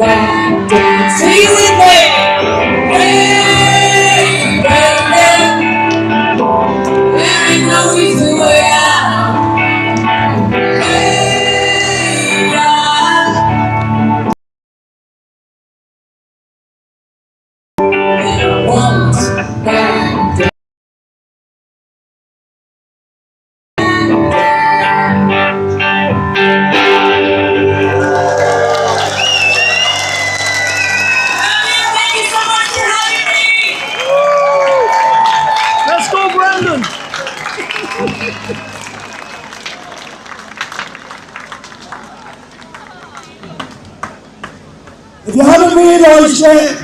We're not backing down. Right? Next up, it doesn't matter who you are, what level you are, what your job is or what your career is. If you speak out against their narrative, they will come for you. The next man to address the crowd is MP Andrew Bridgen.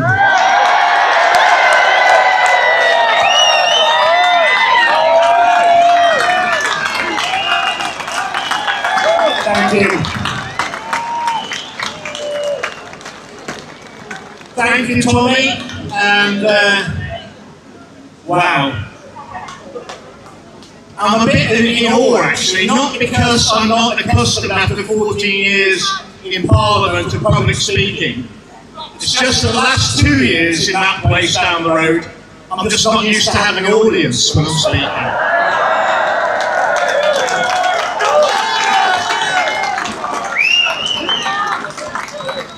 It's a real pleasure to address you all here in Trafalgar Square.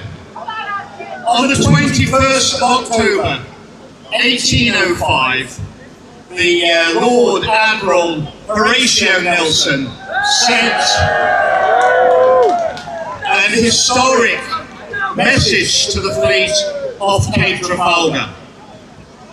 England expects every man to do his duty. Can you only imagine how long that would take to get that message approved by the Woking Artery and the PC Brigade today? His duty. We've currently got a Prime Minister who couldn't tell you what a man or a woman is. We used to have the finest country in the world, the best place in the world to live by a country mile. And some time ago, collectively, our political leaders decided to turn everything upside down and invert everything. And the people who promoted the decline of this country, the people on the ground, normally the spineless, very colourful lanyard wearers, yeah. I mean, their commitments, it might be 10 miles wide, but it's only half an inch thick. It can never stand up to real patriots. It can't stand up to arguments. It can't stand up to debate, which is why they never have a debate.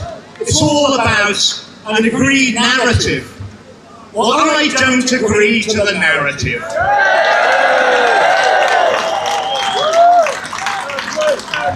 We've all got to stand up and be counted before we get to the tipping point for our society. Maybe that's what it's going to take to wake most of the people up. But we're damn close now to the tipping point. And the way we resist is we argue against their lies. We stand up. We say no. No is a small word.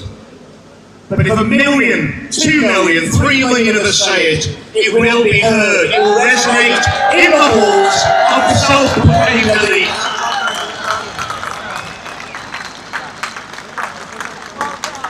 We need to protect our freedom of speech. Without that, we have no freedom at all. And I can tell you from experience, in the big house down the road, the mother of all parliaments, there's a lot of things they don't want to talk about down there. They don't want to talk about excess deaths. They don't want to talk about vaccine harms. They don't want to talk about the WHO treaty. They don't want to talk about the EU, the Defence and Security Pact we're going to get pushed into. They don't want to talk about the cost, the human cost and the financial cost of the disastrous net zero projects. And that shows all of these things for what they are. Because you don't have to protect the truth.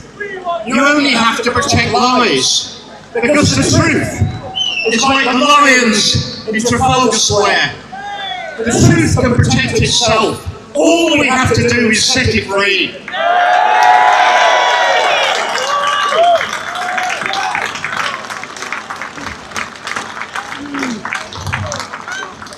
the rate of decline is increasing. You know it, I know it, and they know it. It's going to get worse before it gets better. Yeah? But it will get better. With your support, I know that we can turn this country around. And to coin a phrase, the best is yet to come.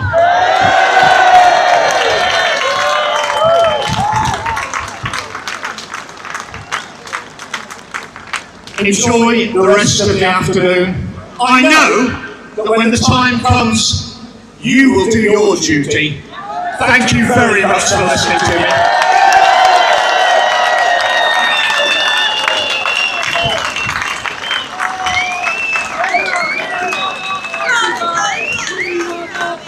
There's so many issues they do not want us to talk about. There's so many issues that we have to talk about. There's 500,000 people watching this. Big Pharma control the media. Our government and politicians have betrayed us all. We were all lied to. We were all deceived. I want to introduce a brave warrior with William Wallace in his veins. Watch this. Lying in bed, I was getting killed by my mother and everything. And someone messaged me on Instagram and they said, don't know if you're a spiritual person, John, or whatever, but and that guy said you better thank God or someone up there and you better pray. And I swear to you, I prayed like no deal, and I said, I promise you right here, right now, if you can get me better, if you can get my heart rate back to normal, I'm going to do this promise right here right now.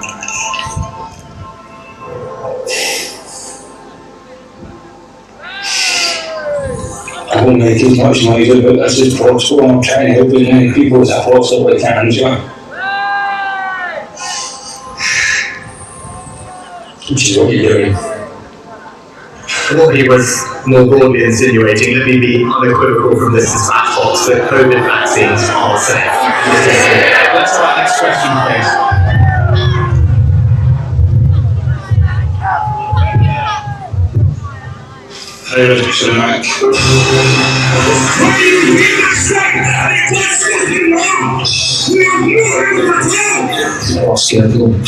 The platform is such a easy platform. You can't speak the instruments and fights into my people.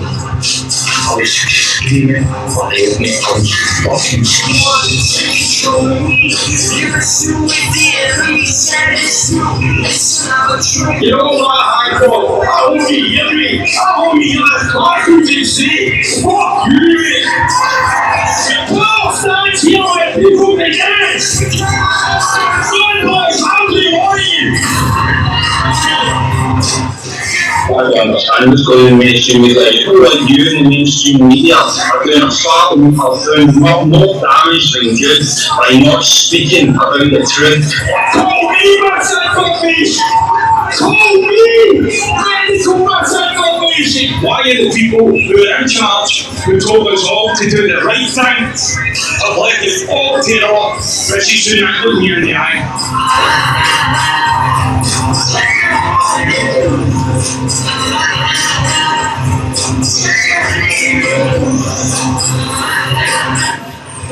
Everybody you're doing this, man, just keep going, keep doing what you're doing.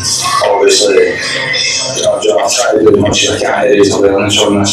It doesn't matter how many times, they want to shut me down on TikTok and YouTube. I'll just keep going. People might say, this guy seems to be everywhere. It's because I want to be everywhere now, John, because I said it without any noise, and that's the plan.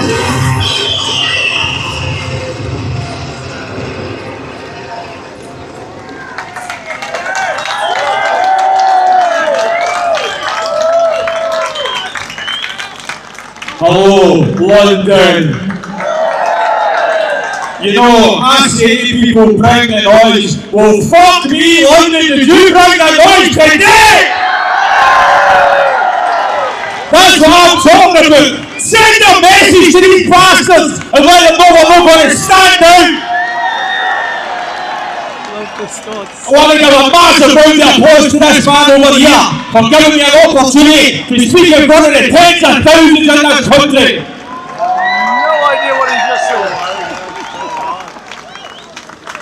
So the question is, how many of us took the COVID vaccine? The question is, how many of us feel ashamed that we took the COVID-19 vaccine and were forced into a situation that we should never have been in? They fucking lied to everybody. Big Pharma, government, the fucking lot. People have died and they lied. I know people with amputations. I know people that are no longer here that lost their husband. How many of you seen that with me with Rishi Sunak? Not that many. And do you know what they done the next day? They went on the mainstream media and they called me a fucking anti-vaxxer. How could I be that when I took 3 of these fucking poisonous hounds? Let's all cast ourselves back to 2020. What did they do to us all? Locked us in the house. And what did they do? They were out fucking partying. Then they brought out the safe and effective vaccine. Was it fuck? Then what they done was they tried to divide us. Unvaccinated versus vaccinated kids. Together we are stronger. And that's the message coming from a Scotsman. To everybody who didn't touch that vaccine, bravo! Hold your heads up high because you've all done the right thing.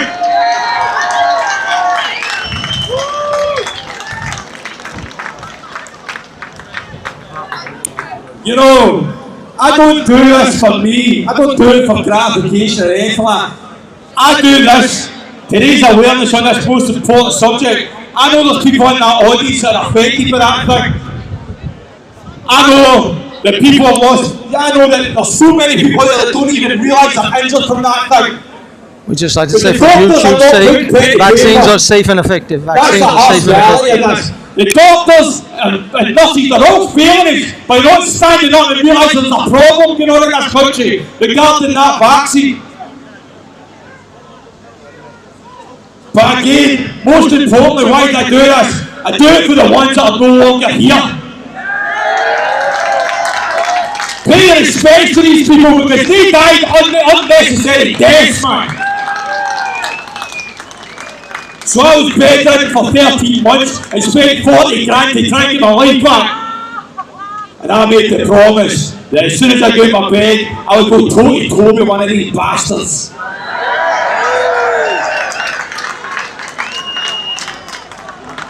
See, if I was in charge of this country, I'd bankrupt that wee bastard, Rishi Sunak. I really would. You know, Rishi Sunak complaining that he has Sky TV. See, if I was finished, we wouldn't be able to own a TV, but he couldn't afford it. So where are we at in 2024? Regarding people that have been injured from the vaccine? Nowhere. Nowhere. We've lost all the politicians that are speaking out regarding it. We've got nobody to represent us. But we've always got the COVID inquiry. Your COVID inquiries are a lot of shite. Taxpayers' money and wasting everybody's time. A slap in the wrist is not cutting for this. Too many people died. Not only that, let's talk about the midazolam and morphine that they put into people's bodies during COVID.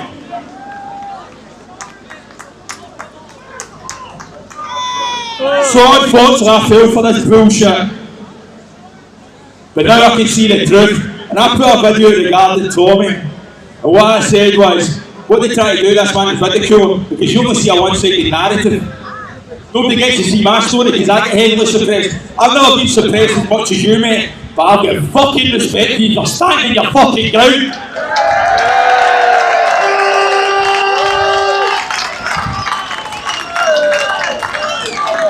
You know, they all talk about the Great Reset.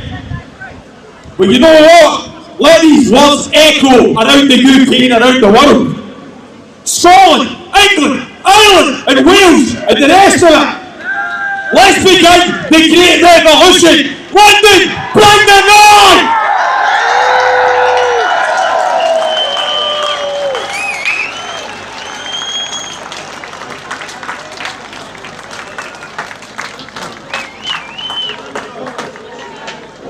The Scotsman brought the fire. Yeah?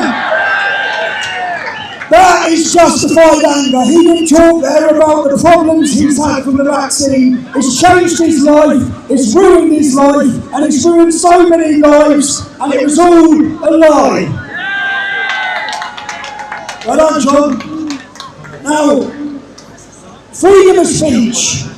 What does it cost you in your family to speak the truth and speak freely? Probably not as much as it costs some. I sat down with a girl, Mariah Khan, is why I have so much respect for ex-Muslims. Because when they speak out, they risk losing everything, okay? As well as being punishable by death. So we've got an audience. Mariah, come up, introduce yourself. Give her a round of applause, everyone.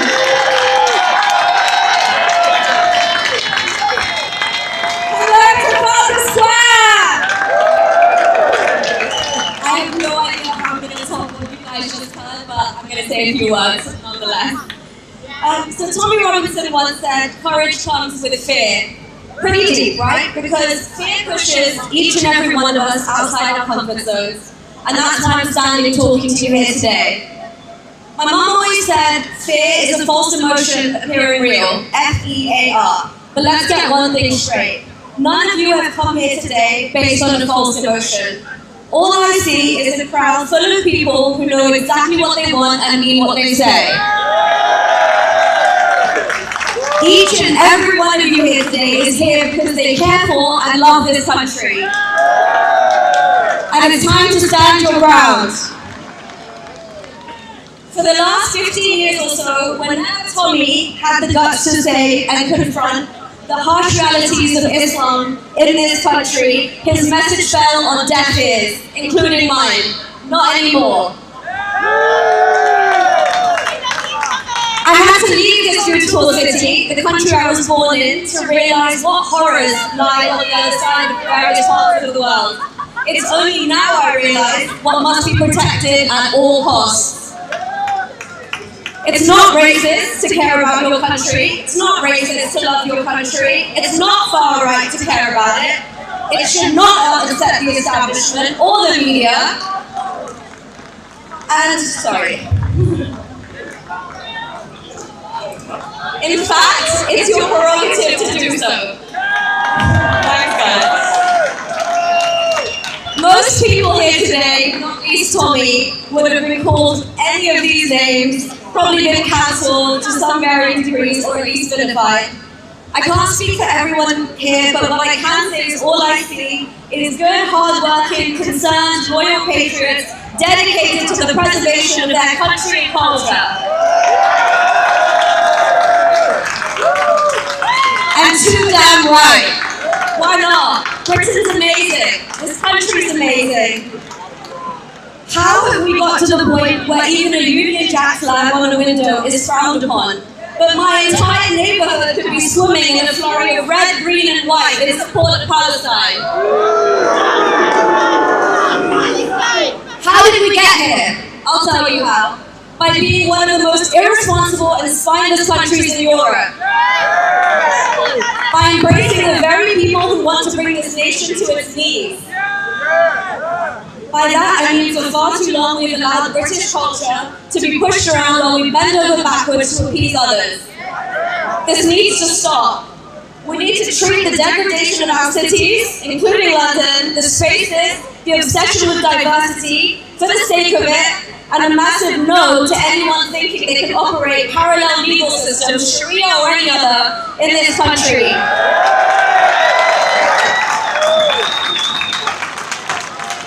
This is England. We need far less immigration and much more integration. And let me be clear, we have no need for Sharia in this country as we have one of the most esteemed judicial systems in the world. Yes, we have problems, but they're nowhere near on the scale of countries grappling with 7th century tribal desert revenge wars. So thank you, Sharia, but we'll pass. Coming back here ago, and seeing the state of things as they currently are didn't give me much hope.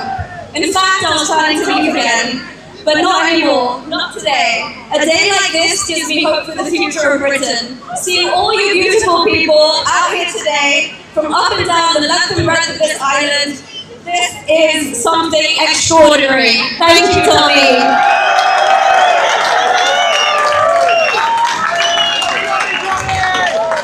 So I'll just end on this, something Tommy has been saying for years now. Do not cower. Stand up for your values. And as I can clearly see today, the people of Great Britain have spoken.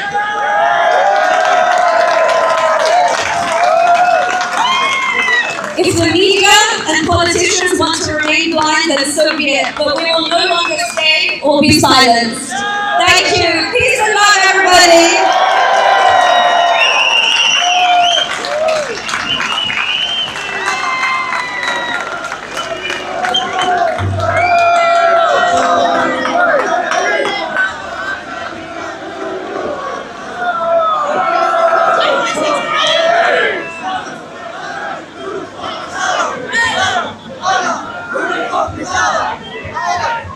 Who watched the Paris Olympic Open ceremony? An absolute disgrace, a total attack on Christianity. This country was built on Christian culture, Christian foundations. I'm going to hand the prayer right, I'm going to hand the microphone over to Joseph, the stage is yours.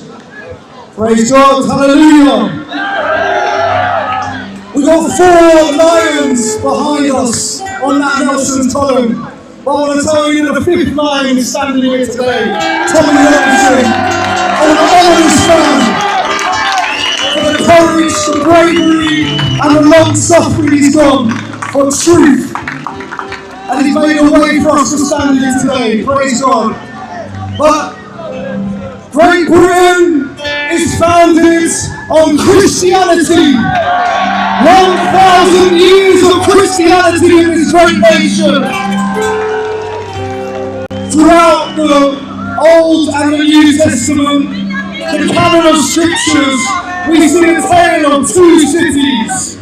On the one hand, we have Babylon, and on the other hand, we have Jerusalem. Babylon is when we make a city for our own image. When they built the Tower of Babel, they said, let us make a name for ourselves. But Jerusalem is the blueprint of this country. It is a spiritual state, the kingdom of heaven, here on earth as it is in heaven. Praise God. To transform this country will take 3 things: revival, reformation and renaissance.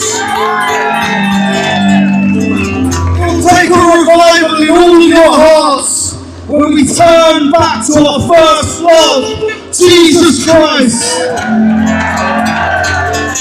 It will take a reformation in our institutions, our government, our classrooms, our police. And it will take a renaissance in our hearts, away from that moral guff that we saw in the Olympics yesterday, and turning back to the likes of Da Vinci and Michelangelo, when we build to glorify God again. I want to lead us in the Lord's Prayer in a second, like you used to do in school assembly back in the day. We're going to bow before our King.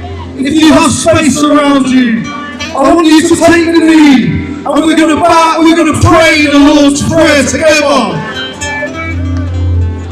in the presence of God. Hallelujah. Our Father, who art in heaven, hallowed be thy name. Thy kingdom come, thy will be done, on earth as it is in heaven. Give us this day our daily bread, and forgive us our trespasses, as we forgive those who trespass against us. And lead us not into temptation, but deliver us from evil. For thine is the kingdom, the power and the glory, forever and ever. Amen.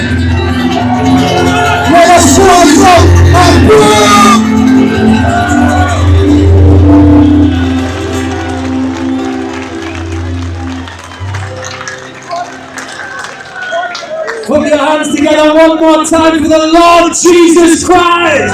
Christ is King. Christ is King. Christ is King. Christ is King.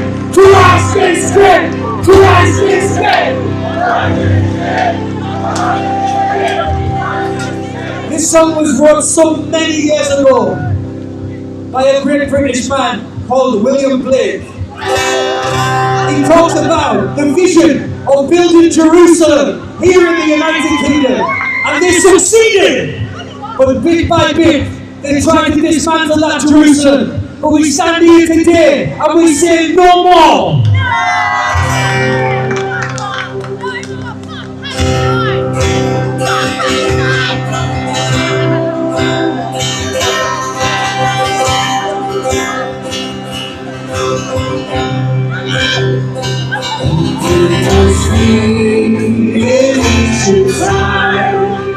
Walk on England mountains, the holy land of God, on England's mountain pastures see, and the mountains divine, shine forth the dawn of Galilee, and those Jerusalem in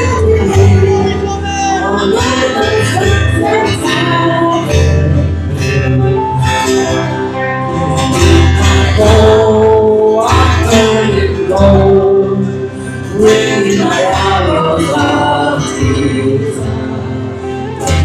My spirit, all clouds unfold, bring me my chariot of fire.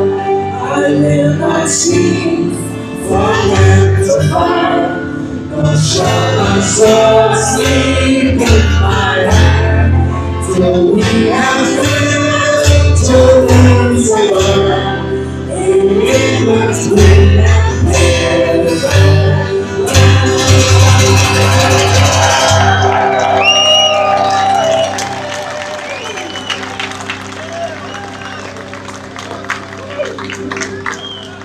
Alright, just to let you know, we're from a wonderful church called Spirit Embassy London. It's situated in Tottenham, in Bruce Grove. We're there 10:30 every single Sunday. You want to join us anytime. And this song is called Just One Touch from the King. It was written by a man of God from Lincolnshire called Godfrey Bertil. And just so you know a little bit why it's important to me, is because I used to be homeless on the streets of Manchester, hooked on drugs and alcohol, 2008, not that long ago. And I wandered into Manchester Cathedral one day, and I sat in the corner of that cathedral, and a God I didn't believe in. I had no other hope, I had nothing else that I knew that I could do. I just asked that God for help. I didn't know if He answered me, heard me, or anything. And now, 15 years later, my life is different. I'm here with you. I couldn't get in the streets. I have my wife at home with 2 beautiful children. I don't know about you, but I have to be grateful to this God. So just one touch from the King changed my life, and to fix the problems in this country, it requires just one touch from the King, and that King is King Jesus.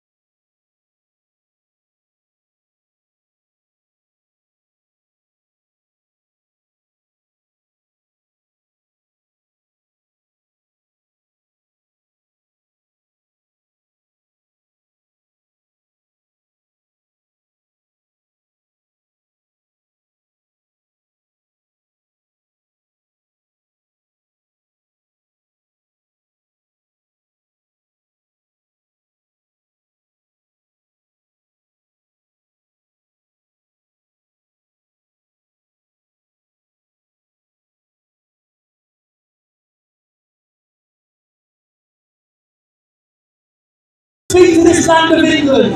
We're going to speak to the land of Scotland. We're going to speak to the land of Ireland and Wales. And we're going to prophesy to the land. And we're going to say, land, oh land, hear our voices today. And just one touch from the King changes everything. Sing a land. Oh land, oh land, oh land, hear the word of the Lord. Sing for England. England, England, England, hear the word of the Lord. Scotland, Scotland, Scotland, Scotland, oh Wales, oh Wales, oh Wales, oh Wales, hear the word. Oh land, oh land, oh land, oh land, hear the word of the Lord. Oh land, oh land, oh land, hear the word of the Lord. Just like it. Changes everything. Just one touch from the King. Changes everything. Just one touch from the King. Changes everything. Just one touch. Just one touch from the King changes everything, everything. Somebody just praise, lift up your voices, let them hear you roar, let them hear you roar.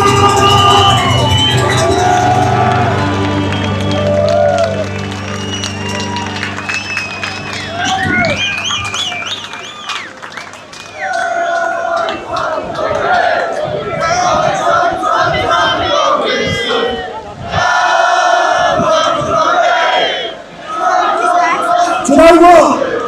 We had a time schedule because we had conditions given to us on how long we were allowed to be in here. You've been amazing crowds. Can we just get a few more speeches in? Is that all right? There's people who have travelled far and wide and supported me for years. Right? And I want to give them all the platform. Today, there's one person, total honesty. Today would not have happened without this gentleman, Richard Ingham. Come on, Richard.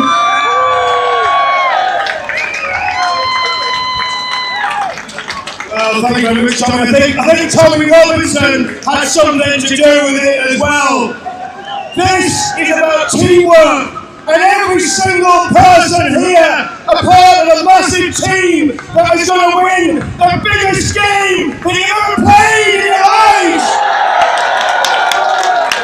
And our Scottish friend who spoke earlier with such passion, look at what that man suffered. Absolutely disgusting. And the government did it to him. It's time for change. Having said that, he did forget to say one line. And the line he forgot to say was this: you may take our lives, but you will never take our freedom! And you know, as Tommy said earlier on, there's a gentleman that was invited to this party, but very sadly, he was tied up today. Apparently that happens to a lot of MPs.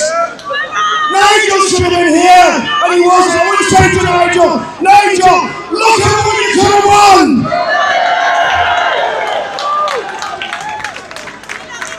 But on a serious note, after such a solemn set of speeches, such a powerful set of speeches and music, the gospel being preached, this is a time of change in the United Kingdom, and you and I are part of this. You know, when I came here last night and I looked at those lions, and I was so impressed with these cast iron lions that stand guard over Admiral Nelson's column. But you know something? I stand among lions today. Every single one of you is a lion or a lioness.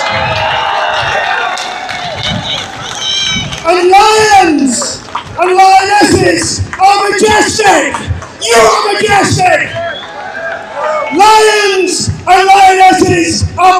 brave! You are brave! And as my friend Simon Bean, wherever he is, you know, we coined this phrase way back in 2017. Do you know what lions do? They stand with each other and they stand together. They fight for each other and they fight against their foes. And they protect their loved ones and their cubs. And this is about protecting our loved ones and our cubs. We have enemies. We have enemies. We saw some of them today. And I love all these flags I see here. The only flag I don't want to see here is the Hamas flag. I don't want to see the ISIS flag. And I will never, ever see Sharia law instituted in this country.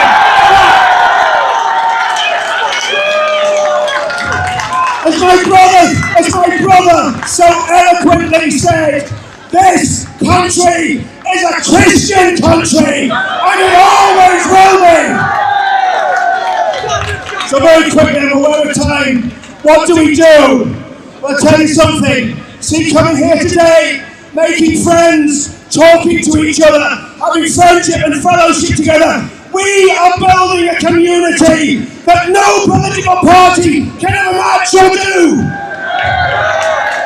And I believe with what we're putting together as a team, and I mean all of you when I talk about a team, with what we're putting together, there will be 30 million people in this movement by the time we finish, and we will win our country back! Right, the husband explodes, I'm going to hand back to Tommy.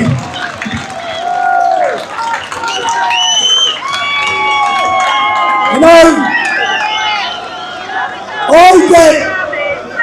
I get messages every day from people who used to hate me, okay?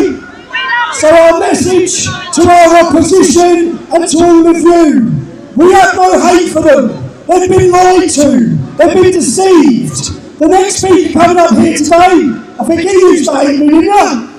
And he went to a boxing gym that I took my kid to, so let me introduce the young lad Jesse. Thank you, Tommy.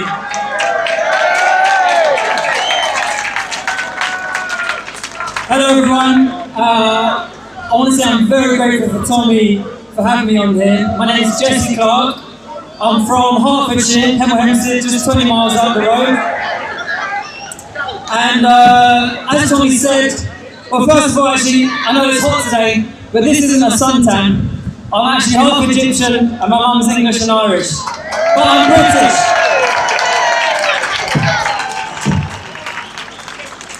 I actually had most of my friends advise me not to come here today.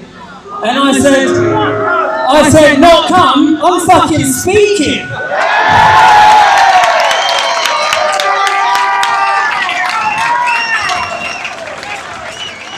They advised me not to speak because I am fighting in a boxing match on Misfits on the 31st of August in Dublin. I'm fighting against Prince Nazim Hamed's son, Sami Hamed.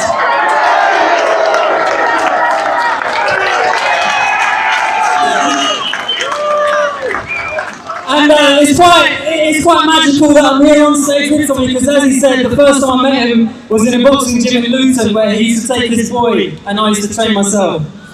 Anyway, I want to say, it is not racist to oppose illegal immigration. What everyone is here for, and what Tommy stands for, it's not about the colour of your skin. It's not. If your bathtub was overflowing, you would not reach for the mop. You would turn off the fucking tap.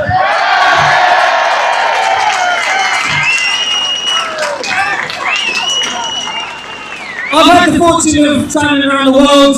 My wife is in Tanzania. I've based myself out in Tanzania. And I think if this was Brazil, for example, and it was a load of Brazilians waving Brazilian flags, no one would call them racist. But when we raise a British flag or an English flag, we're labelled racist. I was in Ghana, in Africa, earlier this year. My sister lives in Ghana. Ghanaians really don't want Nigerians coming over the border, but no one calls Ghanaians racist for that, or prejudiced, or discriminatory, because it's not. We have to put our country first. Now, there's a quote, one of my favourite quotes by Mark Twain. It is easier to fool people than to convince them that they have been fooled. So I did used to hate Tommy. When I was about 15 or 16, I'm 29 now, I used to hate Tommy. And I've got two types of friends. I've got my friends that still hate Tommy, since they were 15, 16 until now, 30 years old, because they haven't looked into him since they were 15 or 16, and they're too egotistical to step back and say, do you know what, I fucking agree with Tommy on that point. They can't do it. And then my other type of friend likes Tommy, but they're too scared to come to a place like this because they think they'll lose their job. What do we say to them?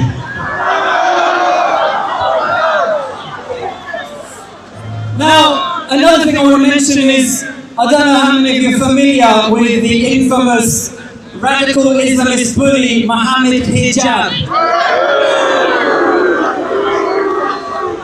So those of you who don't know, he's about 6'5", he's a bully, he goes around university campuses, he's always on Speaker's Corner in Hyde Park, and he bullies people into Islam, basically. And there's a video going around of him online right now saying, if a 13-year-old girl's hips are wide enough and her breasts are big enough, it is okay to marry and have sex with her.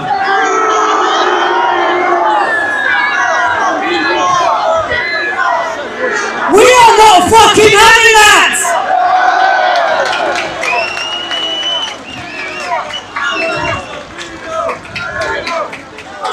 And that will bring me on to my last point, which is simply kids. Leave our kids alone.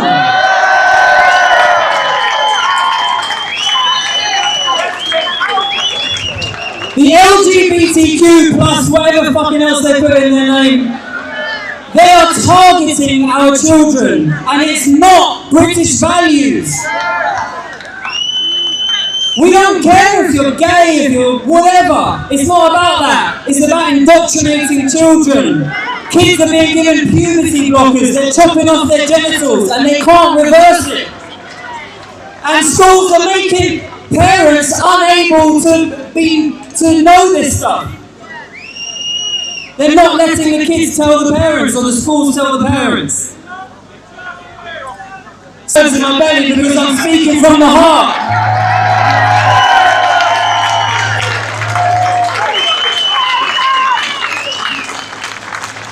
And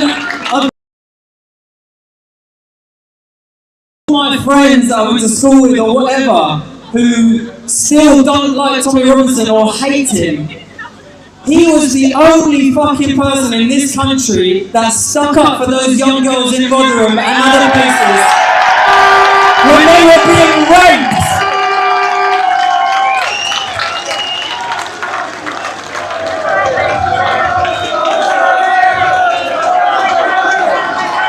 This man will go down in history. I promise you all, when we are all dead and buried, in 100 years' time, they will read about Tommy Robinson, they will speak about Tommy Robinson. And you are all here today in front of him, you're lucky.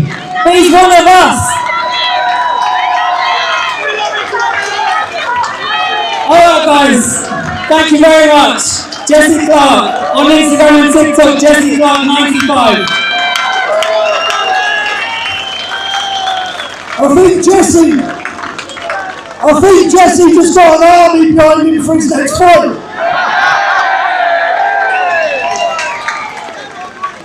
We're going to have another song in a minute, but who's here from Wales? Another two men that I've become fans of and friends. You see people and they don't back down, and I watch them and I admire them and I become a fan of them. Voice of Wales.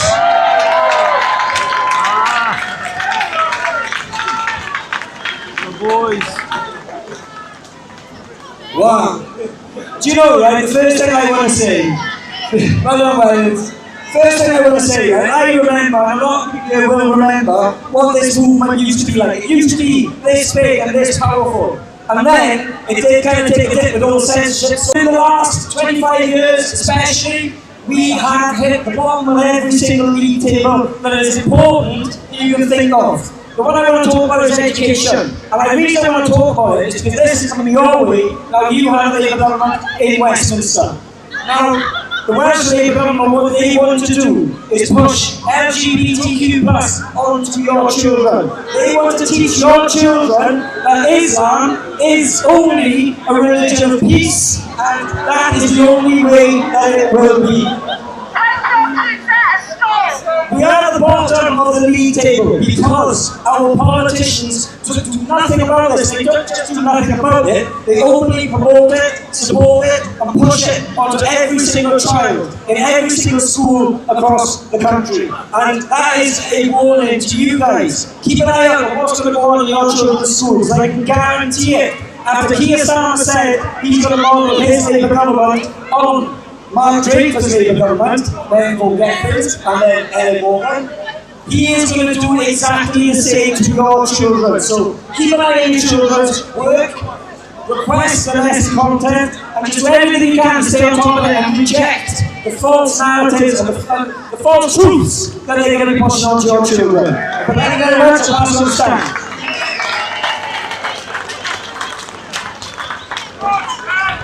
Not only do I see lions and lionesses here, but I also see dragons! If you all look above in the sky now, 84 years ago, this month, the Battle of Britain began. And Churchill said these words, and I want to get them correct. I expect that the Battle of Britain is about to begin. Upon this battle depends the survival of Christian civilization. Upon it depends our own British lives and our long continuity of institutions and the empire. The whole fury and might of the enemy must soon be turned upon us. In less than 3 decades, we now face that again. Our Christian civilization is under threat, and it's you that have to stop it. We have to turn it round, and we have to reject globalism and multiculturalism. We've got to reject it, and we've got to send a message to Westminster that we say no, no more, no, no, no. So that's a message that should ring out and ring out loud with the dragons, with the lions, with the lionesses, and with the Northern Irish, and also the Scots. Let's unite under one flag, the United Kingdom flag, the flag of Great Britain. That flag, and only that flag. Thank you.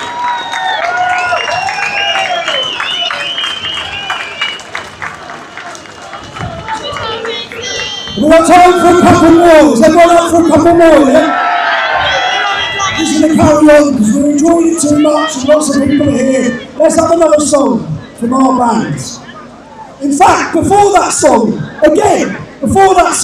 I had a speaking list planned and we're about to change that speaking list. And I'm going to change it because of the disgraceful scenes in France at the opening of the Olympics and the utter liberty that was taken with the mockery of Christianity. So mate, I'll come further. Again, this wasn't planned, so, but if they're going to mock Christianity, we're going to give it a stage. London, let me hear you!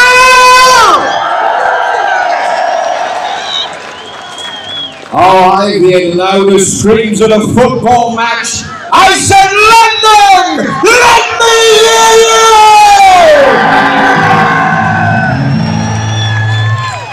Now, I don't know if you watched what happened in Paris last night, but I was sick to the pit of my stomach when I watch those garlic swilling, cheesy in surrender monkeys and the mockery they made of the Christ that I serve. But there is a verse in Scripture written in the book of Job that says, "This far have you come, but no farther. And as long as there's breath in my body, I will fight for this cause of the gospel of Jesus Christ." This nation of ours is under attack. We are at war. We are not at war with just the Muslim. We are not at war with just woke ideology. We are not at war with just cancel culture. But we are at war with those that sit on those benches just down the road. They have forgotten one thing, that they govern by consent. And if they refuse to do what the people that have elected them have sent them to do, we, the people, must withdraw that consent immediately.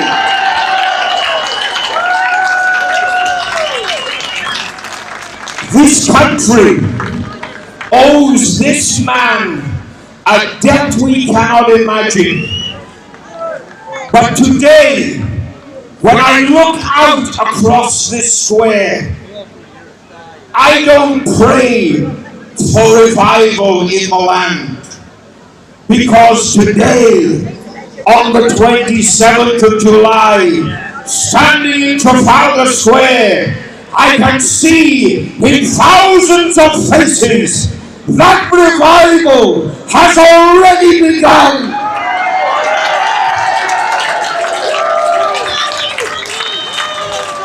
We, brothers and sisters, we are the last bastions in this country of freedom of speech, of freedom of religion. We are the last bastions. We are the defense walls upon which modernity and multiculturalism crash. But I encourage you, every single one of you standing there, we must never be broken.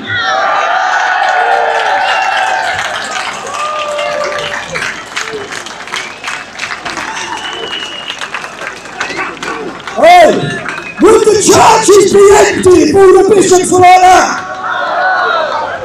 Go on, Ricky and the Patriots, give us another one.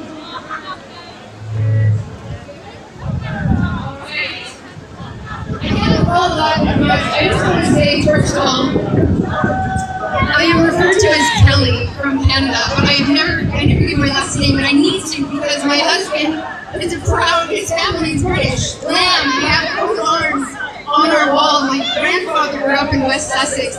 This blood runs through my veins, and I love Britain. Tamara, I am falling in love with your beautiful country, these beautiful people. God bless you. God bless you. Okay, so now that that's said, we just want to finish this off with a blessing upon all of you and upon Tommy Robinson, who is facing challenges that a lot of us can't fathom. So let us bless all of you and this wonderful, courageous warrior today. In the name of God.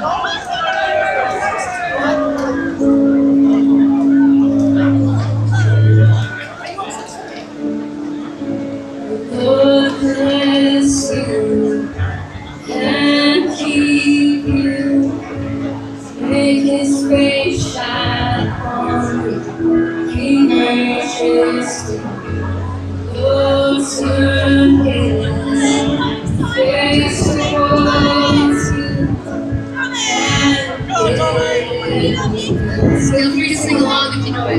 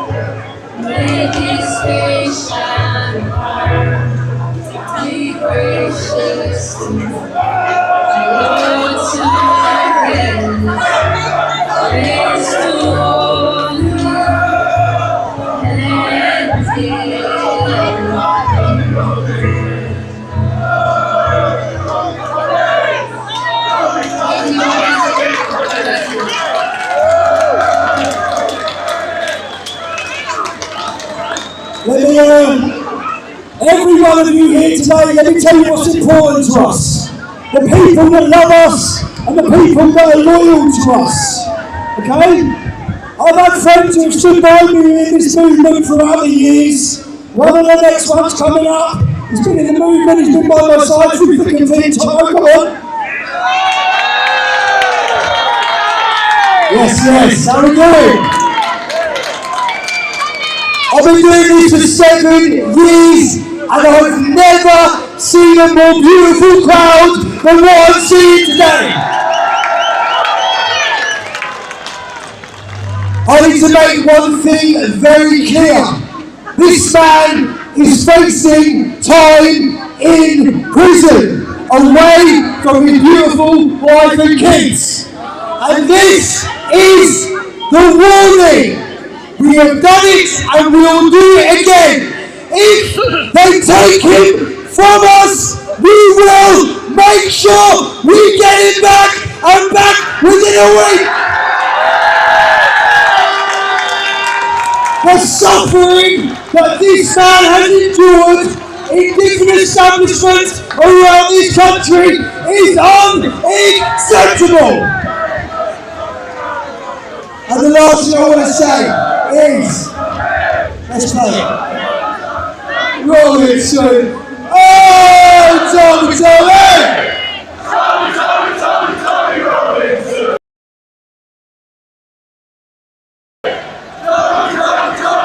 And I want to finish by saying this. You all need to remember why you are here. These are our memories. But what we do today is for the children and their futures, so they do not have to go through what we go through. Stick by this man, because if we do, we'll get our country back.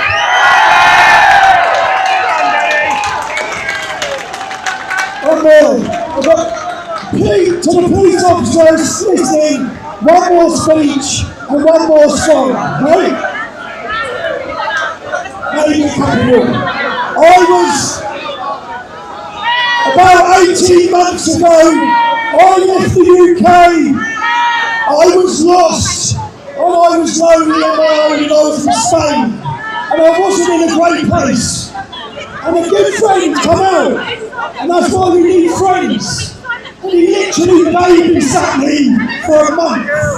He came out, he took me to the gym every day, and he reminded me who I was. And do you know what he says? This was 18 months ago. He said, Tommy, in 18 months, you're going to be back in the mainstream. And I was lost. I've given up. 18 months later, look at us now. That friend biggest agony to get me back on my feet was Liam Tufts. Everyone needs a friend like Liam Tufts. Yes, London! Wow!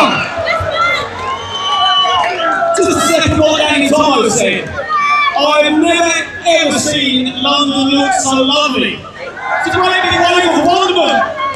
And I hope you're extremely proud of yourselves. And I mean that because there's so many people that would love to be here but think the things that you do and want to say the things that you say but they're not prepared to do it because they're not willing to make sacrifices and take the risk out of fear of being condemned and labelled and tagged with a load of old bollocks. And let me tell you what I see here. And I didn't come here today to speak. I actually came here today to listen, and listen I have. And it's been a very, very enthralling day. And I'm interested in how the mainstream media are going to report on this today, because I can see black people, brown people, white people, pink people, only two genders, mind. But nonetheless, everyone's mingling and mixing together, everyone's loving each other, no one's aggressive, no one's rowdy, we all want the same thing, and we've all got every right to be frustrated because we're being put last at the moment. All we want to do is be considered first in our own country. And going back, just to round it off on friendship and putting it together and really becoming one and really uniting the kingdom.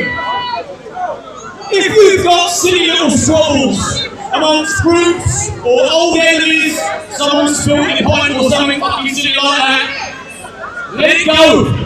If you're overrowded with the wife or the husband, go home, let that shit go. Don't sweat the small stuff because we are at war with the establishment and we do not need to be at war with each other. London, I fucking love you! Yeah!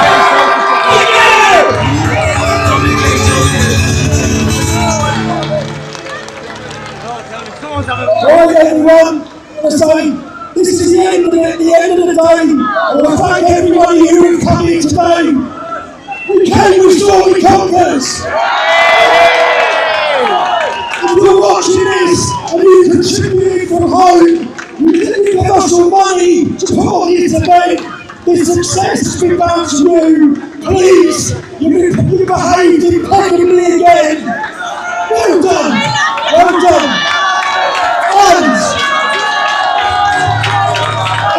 And let's hope we return the corner with the next Parliament police force who once again have stuck to what they said. So show the police some respect for today as well, yeah?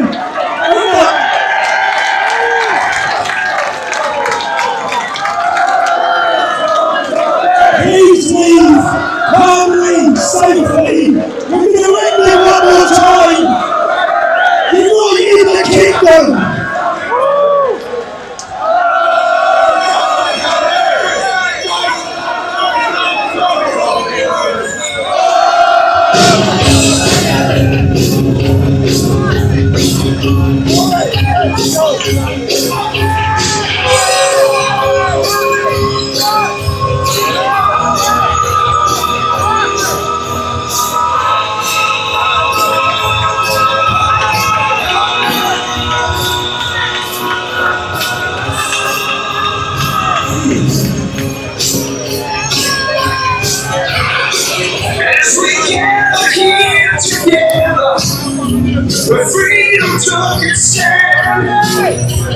Okay, ladies and gentlemen, thank you for joining us.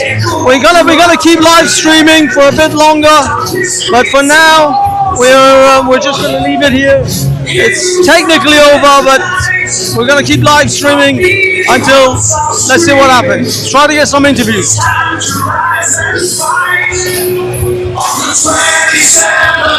July, we come to stand and fight against the chains that bind us, that takes away our rights. We the common people are standing side by side, fighting for our freedoms. We've come from far and wide.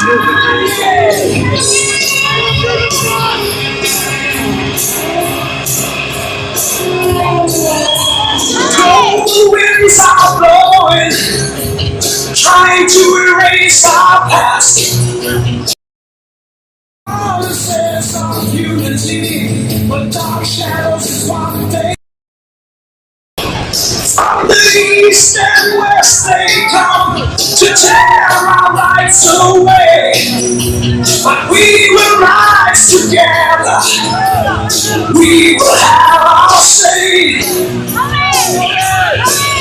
On the 27th of July, we come to stand and fight against the chains that bind us, that takes away our rights. We the common people are standing side by side, fighting for our freedoms. We come from far and wide.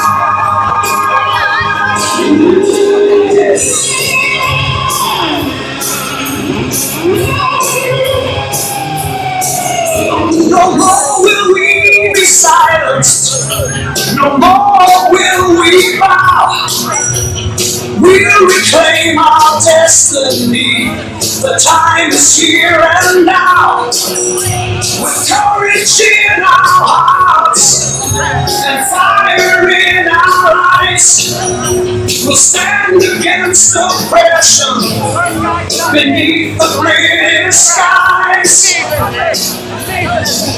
On the 27th of July, we come to stand and fight against the chains that bind us, that takes away our rights.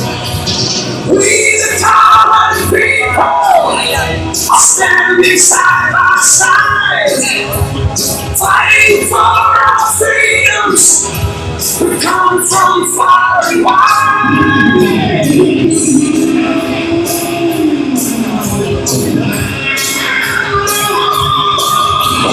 Rise up, for this land we dearly love. We'll fight for our freedom with strength from God above. Against the tide of tyranny, we will stand for one and all. For Britain and her freedom, we must stand and serve us all. On the 27th of July, we come to stand and fight against the chains that bind us, that takes away our rights.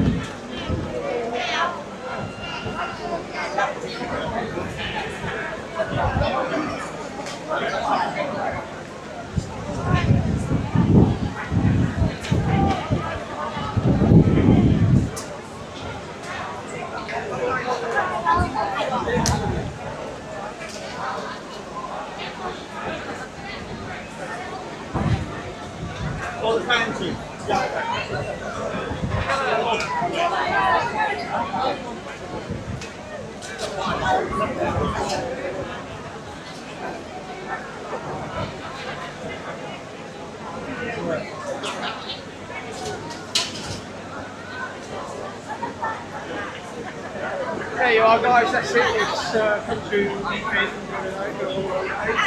Been here since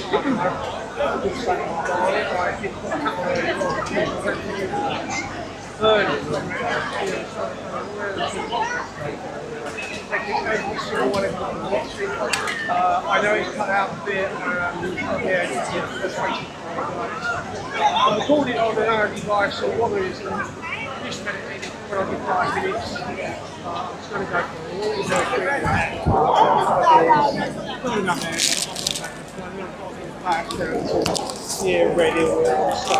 Okay.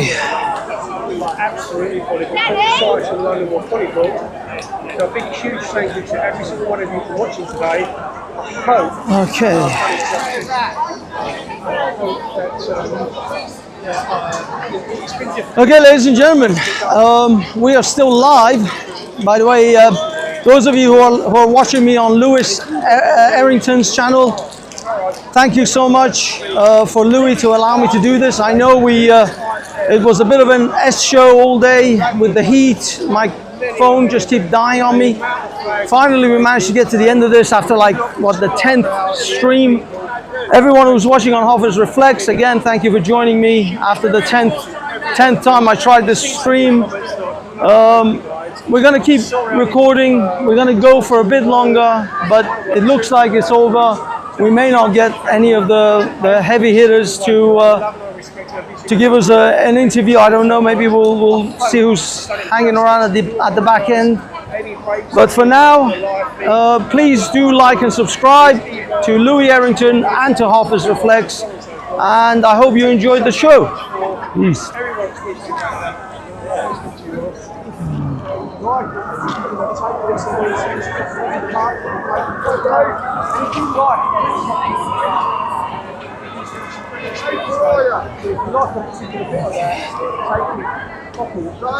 Whatever you've got to do, thank you very, very much for every single one of you.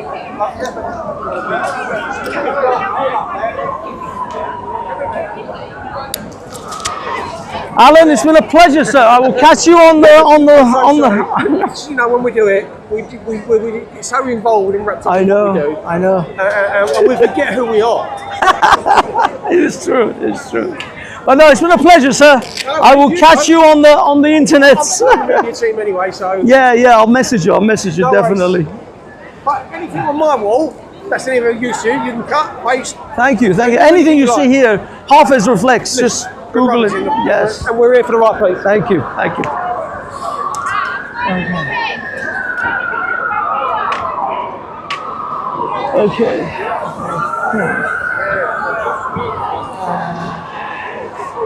Okay, ladies and gentlemen, that's the crowd leaving. I'm gonna look for a rubbish bin somewhere. There are bits of rubbish to throw away. Sid, how are you, love? How are you doing? I'm good. How you been keeping? It's good. Did you have a good day? I'm tired now. I'm gonna sleep well tonight. Oh my God, I'm gonna be sleeping until Wednesday. Yeah, honestly. Once I lay down, I'm not getting back up until about a week. Well, have a safe trip back. You Take too. care. See you later, mate. Take care. Okay. Let's see. There's a bin here.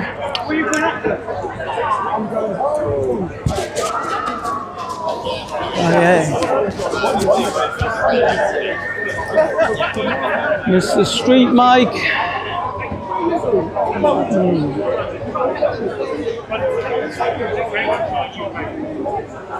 Ricky, Banksy, how you doing, mate?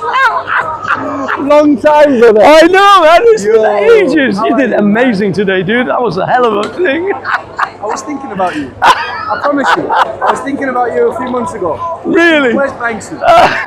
Well, I'm still around. I'm still on the internet. After British Lives Matter, then we did the Reclaim movement for a little bit. Then after that, I just focused on my music and my ministry. Oh, I see. Kind of didn't get involved until like maybe a year ago, and I thought, man, I've got to get back in there, you know? Yes, definitely. If you ever need either a host or a moderator or actually a podcast, I'm your man. Right. Can you get me on Twitter? Yes, I'll find you. I'll find you. Ricky Doolan, just under Ricky Doolan. At real Ricky Doolan. At real Ricky. No worries, mate. Take care. Nice to meet you. Take care. See you. Just go to our I think. Yeah. Oh, so we got this one. This way. Look like everybody's slowly leaving. Let me see. Paul, if I can get Paul Thorpe.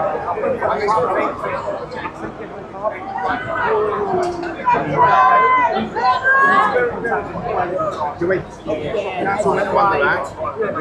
Is that right? Yeah. I don't see anyone else.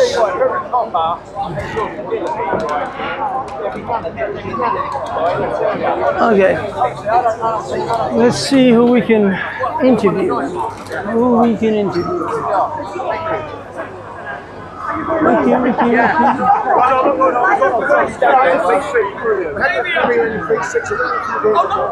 fucking love that.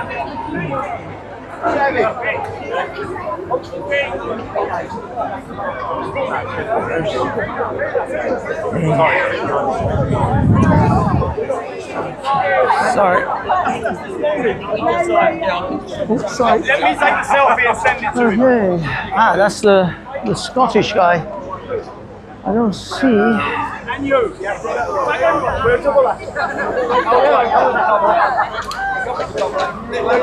There's Richard Inman.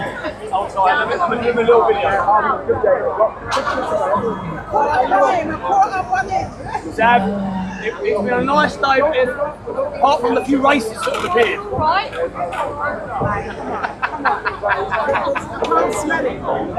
That's what he was talking about earlier. Oh, no. Oh, he was talking about earlier. He goes, the thing is, the people said to me, what are you doing this? You know, it's racist.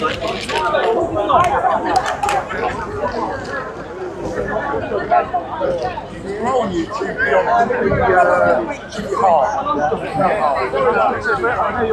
Which one? You know something? That's good that you're doing. We care about the children. Even a lot of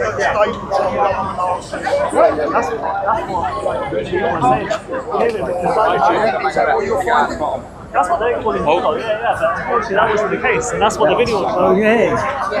Okay, it looks like they're all leaving.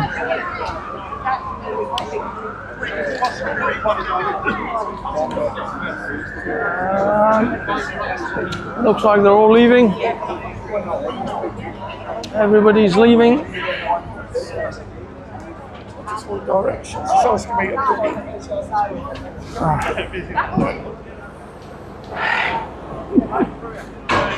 You can't get out that way? Right. It's all locked up. No. Nope. Okay. Everybody's leaving. The entourage is going. Let's go back. Hey, sorry. Hey, I'll catch you later. So Sunday on the 4th. Yeah, next Sunday, basically. Awesome. Yes, I'm in. The 4th. Next Sunday. Okay. How does one get out of here? It appears. Danny Roscoe. Okay. Danny, have a great one, mate. I'll catch you on Bellies, I'm sure, on Jupiter's. They're going to be crucifying it today, though. They're going to be like, what are they going to be saying? I'm going straight on it. Or what are they going to be saying? I don't know. The thing is, sometimes they're a bit of an NPC about them. They just go back onto the usual rhetoric. Yeah, but who knows? But this is happening. They can't stop it. That's it. It's nice to see you. Take care, mate. Okay.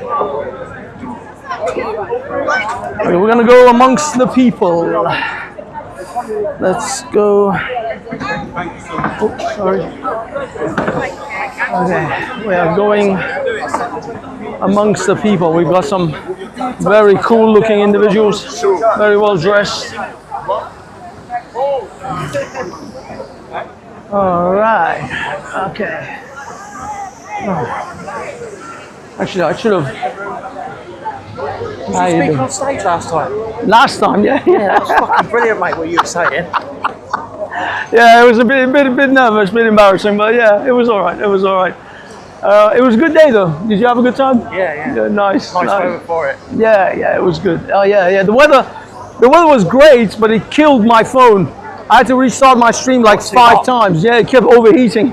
Yeah, I have that with my camera sometimes. Yeah, it killed it. It's horrific. So do you live here? I live in London. Yeah, I live in London. On the last one, you said, I love the flags. Yeah. I actually feel like I'm in England still. Yeah, because every week I come out on a Saturday and it's just nothing but Palestinian protesters. Yeah. And it almost feels like you're not in England anymore. You get like gaslit. And that day it was like, oh my God. And like today, it's like I'm still in England. I'm not losing my mind. See, how are your orders? Yes, CP orders, right? Yeah. Yes. Oh no, you missed the rest. You missed the rest. I missed an arrest today. Yeah. The thing is, I was stuck in there and I couldn't move. Literally, what happened was, it was all down to the fucking police allowing a Palestine flag in. I was in this section. No, literally, it was up there. So what I saw the police running down one way, but I started following the police. You can probably see where this is going. Oh, you got it though. Did you get the footage? Good. That's what matters. And this way now. Have you got it as well? No, I don't know anything about it. So basically, then what happened was, I saw them quickly turn and led it up the other way with the guy they were resting in front of them. And the guy do you fell. want to take I was going to get some film. Yeah, carry on. This is the original Iranian flag, the Shah. And basically, the guy fell. 5 police bungled him. Oh. They pushed another 2 people, and they made 3 more arrests. So I found out. Awesome. But you got it all on video? Yeah. Awesome. In that case, are you pre-recorded it though? Yeah. Good. Oh, literally. I look forward to your next upload. Oh, that'll probably be. I'm gonna try and get it out Monday. I'm gonna try and get that one out for Monday. Yeah. Upload it onto the laptop later. Get out Monday. All right. Oh. I'm gonna do a little round, see what's going on around here, Where's Marty? and then go home. Where's Marty gone? Who? Marty Blagua. Oh, I don't know. No, he was in there with you. Was he? Yeah. No. Was he near me or? No, one of them was. So I stayed up above. All right, and yeah. Come down here. The thing is, but he part of a mess of the media as that well. was my problem. It was like I had a really great spot. I didn't want to lose it, but also I wanted to get like a whole bunch of other stuff. Get different angles, and the problem is, it's like I'm trapped. I can't like be in 10 different places. And the thing is, I promised Lewis. I don't know if you guys know Lewis Errington. He hangs out with Busker a lot. Do you know Busker? Yeah. He's away today, and I was streaming for him. I'm actually still live for him. That's why I want to try and get a few more interviews if I can, and then ship. I'm trying to get. Also, I'm getting wet here. I'm trying to get interviews. Yeah, just ask people. Do you want to do one for me or not? Yeah, sure. You have a channel. Raw for England. Oh, nice. Okay, yeah, sure. Let's do it. What do you want to say? What do you want to do? Shall we all move away from this though, because I'm getting wet. It's like I'm getting like lightly dusted here. Say a few words on camera. Sure.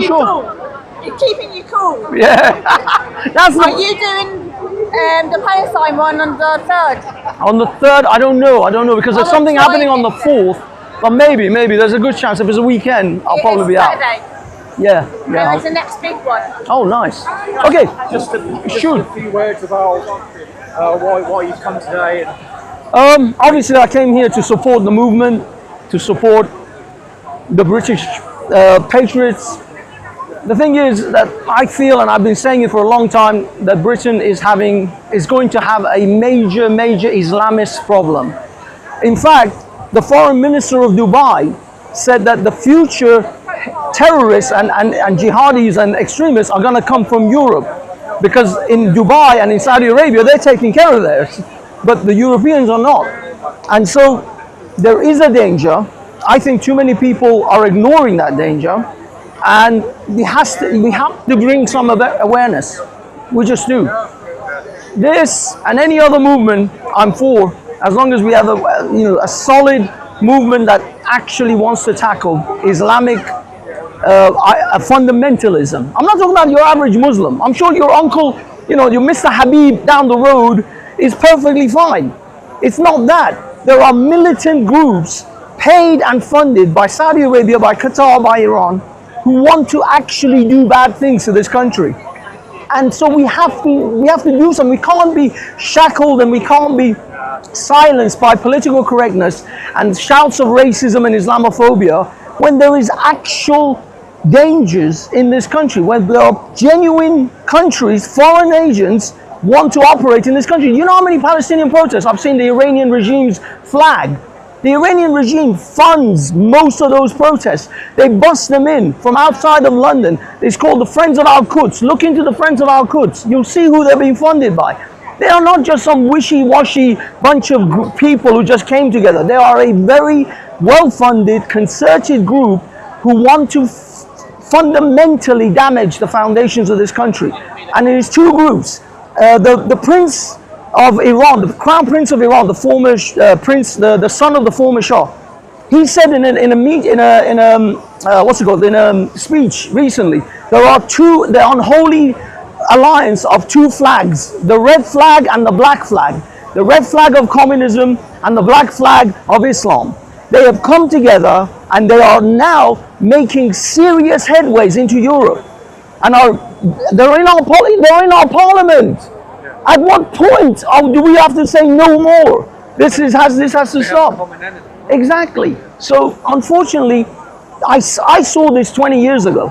I know most people didn't even think about it, but this was happening. This has been happening for decades. These guys play the long game. They're not playing for the next election cycle. They're playing for the next 2-3 generations. They're playing when their 8-year-olds become adults. They are playing for them. These guys play the long game. Islam dominated Andalusia, what we call Spain now, for 800 years. This is not a joke. These guys are not playing around for like the next couple of election cycles. 800, they think in hundreds of years. They're not thinking the next 10 or 20 years. So if you're worried about the next 10 to 20 years, imagine what's going to happen in the next 50 to 100 years. So this is a serious thing. We should be serious about this, and we should make headways to pull this back. Otherwise, we're looking at crusades again. I'm not shitting you. We're looking at crusades shit. People losing their mind and start hacking away. And I don't want that. I don't want Britain to end up in some kind of civil war. You think it's going to head that way? If you don't do something about it, it eventually will. But the borders they're just coming every day. Yeah, exactly. So you have to stop these things. John F. Kennedy said, those who make a peaceful revolution impossible will make a violent one inevitable. That is what will happen. If you don't have a peaceful means to controlling these things, you will have a violent one. And people are going to lash out. And then a whole swathe of people are going to get caught up. Innocent people are going to get caught up in the backlash. So if you want to avoid that, you have to do something else. And right now, I think politically, and to some extent politically, but really culturally, we have to move to pulling back the Islamification of Britain, pulling back the woke political correctness. Political correctness, I mean, there's a comedian who actually said it, I forgot his name. He said, political correctness is the control of your what you say, and health and safety rules are the controls of how you move, your physical movement. They will, I don't know how many times have you had a police pull this shit on you. You have to do this, you have to stand there because it's health and safety. What did they do to everyone in 2020? It was all under the guise of health and safety. So political correctness is the control of your words and your thoughts, and political health and safety is the control of your physical being. That's how they will get you to do what they want you to do. I think run by psychologists as well. Yeah, of course. These guys have been doing this shit for decades. What do you think Facebook and Instagram and Twitter and all these things, they literally run algorithms on human behavior, human psychology, and they'll manipulate you. If manipulation didn't work, marketing and advertising would not be a multi-billion-pound industry. It's a multi-billion-dollar industry because it works. The BBC it's all part of it. If you think you're not being manipulated, you're not paying attention. Everybody will manipulate. If you don't take control of your mind and your body, others will gladly take over for you. They're getting paid. There are marketing companies who get paid millions every year to take control of your mind and your body. It's up to you. You either choose to be an independent human being with your thoughts and your autonomy over your body, or a marketing agent will happily take over for you and tell you what to eat, what to wear, where to go, how to sleep, and the rest. Yeah, but it's true. It's not like I'm saying some unusual thing. I've watched on YouTube. You talk sense, man. You talk common sense. But the thing is, these are not like things that are like unbelievable. I'm not pulling this thing out of the sky. These are common sense shit. But they're telling you to ignore your lying eyes. They're telling you to ignore the thing in front of you. But it's like everybody should know this. It's just in 1984, that's the lowest exactly. That's the evidence with your own eyes. Yes. Don't believe your lying eyes. Yeah. I'm sorry. I went on a bit. Hafiz Reflects on YouTube. Hafiz Reflects on TikTok. Banksy Style UK on Twitter, but it still says Hafiz. If you put Hafiz, it'll come up. HAFEZ Reflects. It's been a pleasure, sir. Thank you, guys. Thank you. Have a good one. I go there occasionally. Yeah. Cheers, guys.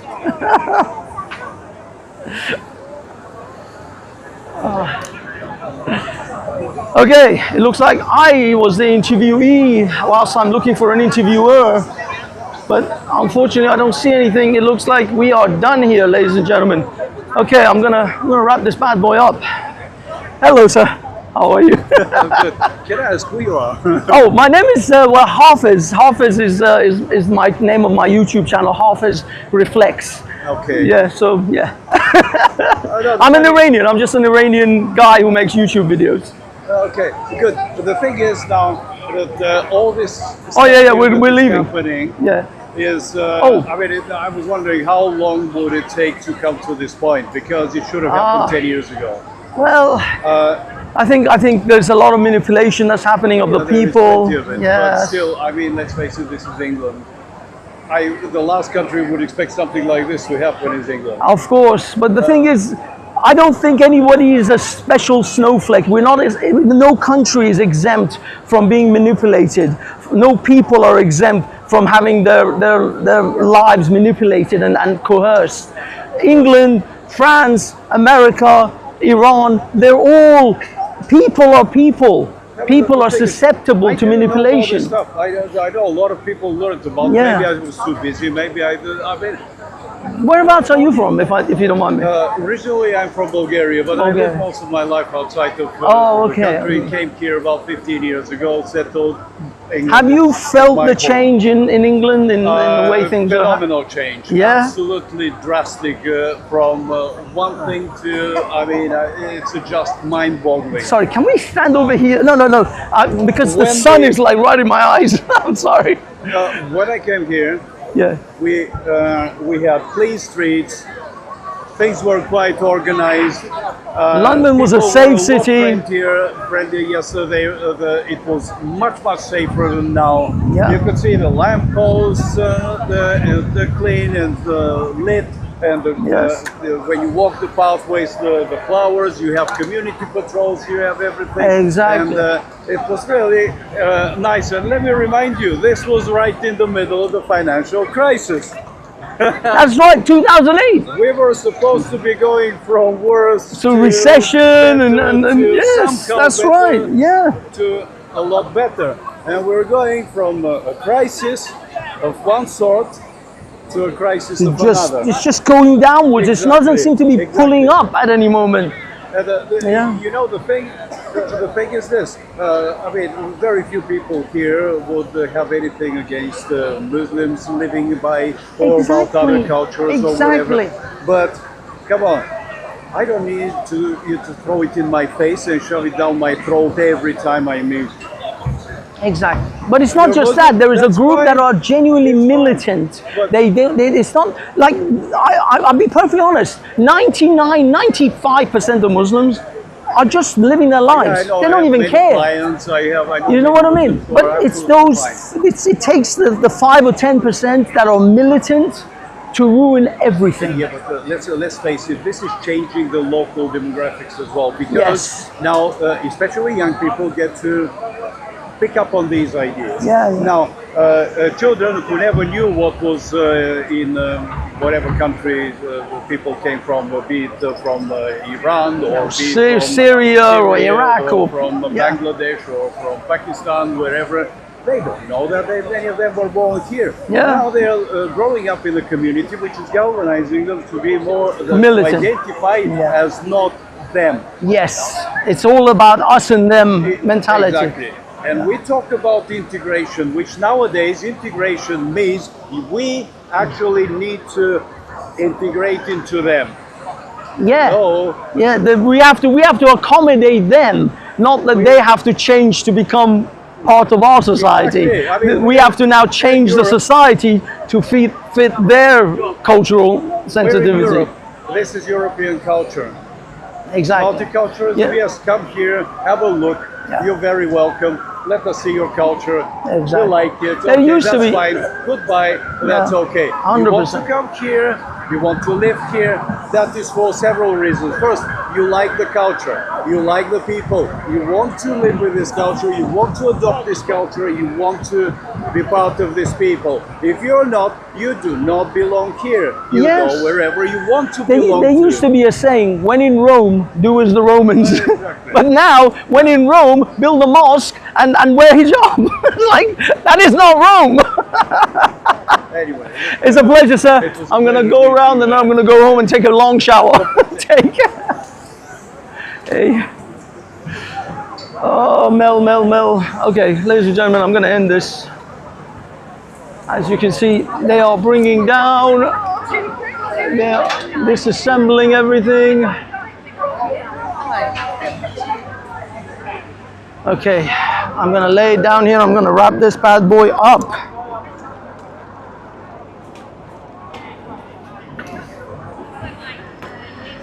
Okay, ladies and gentlemen, from Hafiz Reflects or from Lewis Arrington's channel, thank you so much for joining us. Please remember to like and subscribe on your way out. If you are a subscriber of Lewis and you're not a subscriber of Hafiz Reflects, do us a favor and join us over there. We do the same sort of thing. If you saw anything about me that you liked, go ahead and hit that subscribe button. It's absolutely free. And if you are on the Hafiz Reflects side, please go to Lewis Arrington and subscribe to his channel. He is awesome. We're about to get photo bombed. There you go. Just come in. It's all right. Hi, Mom. I'm on TV.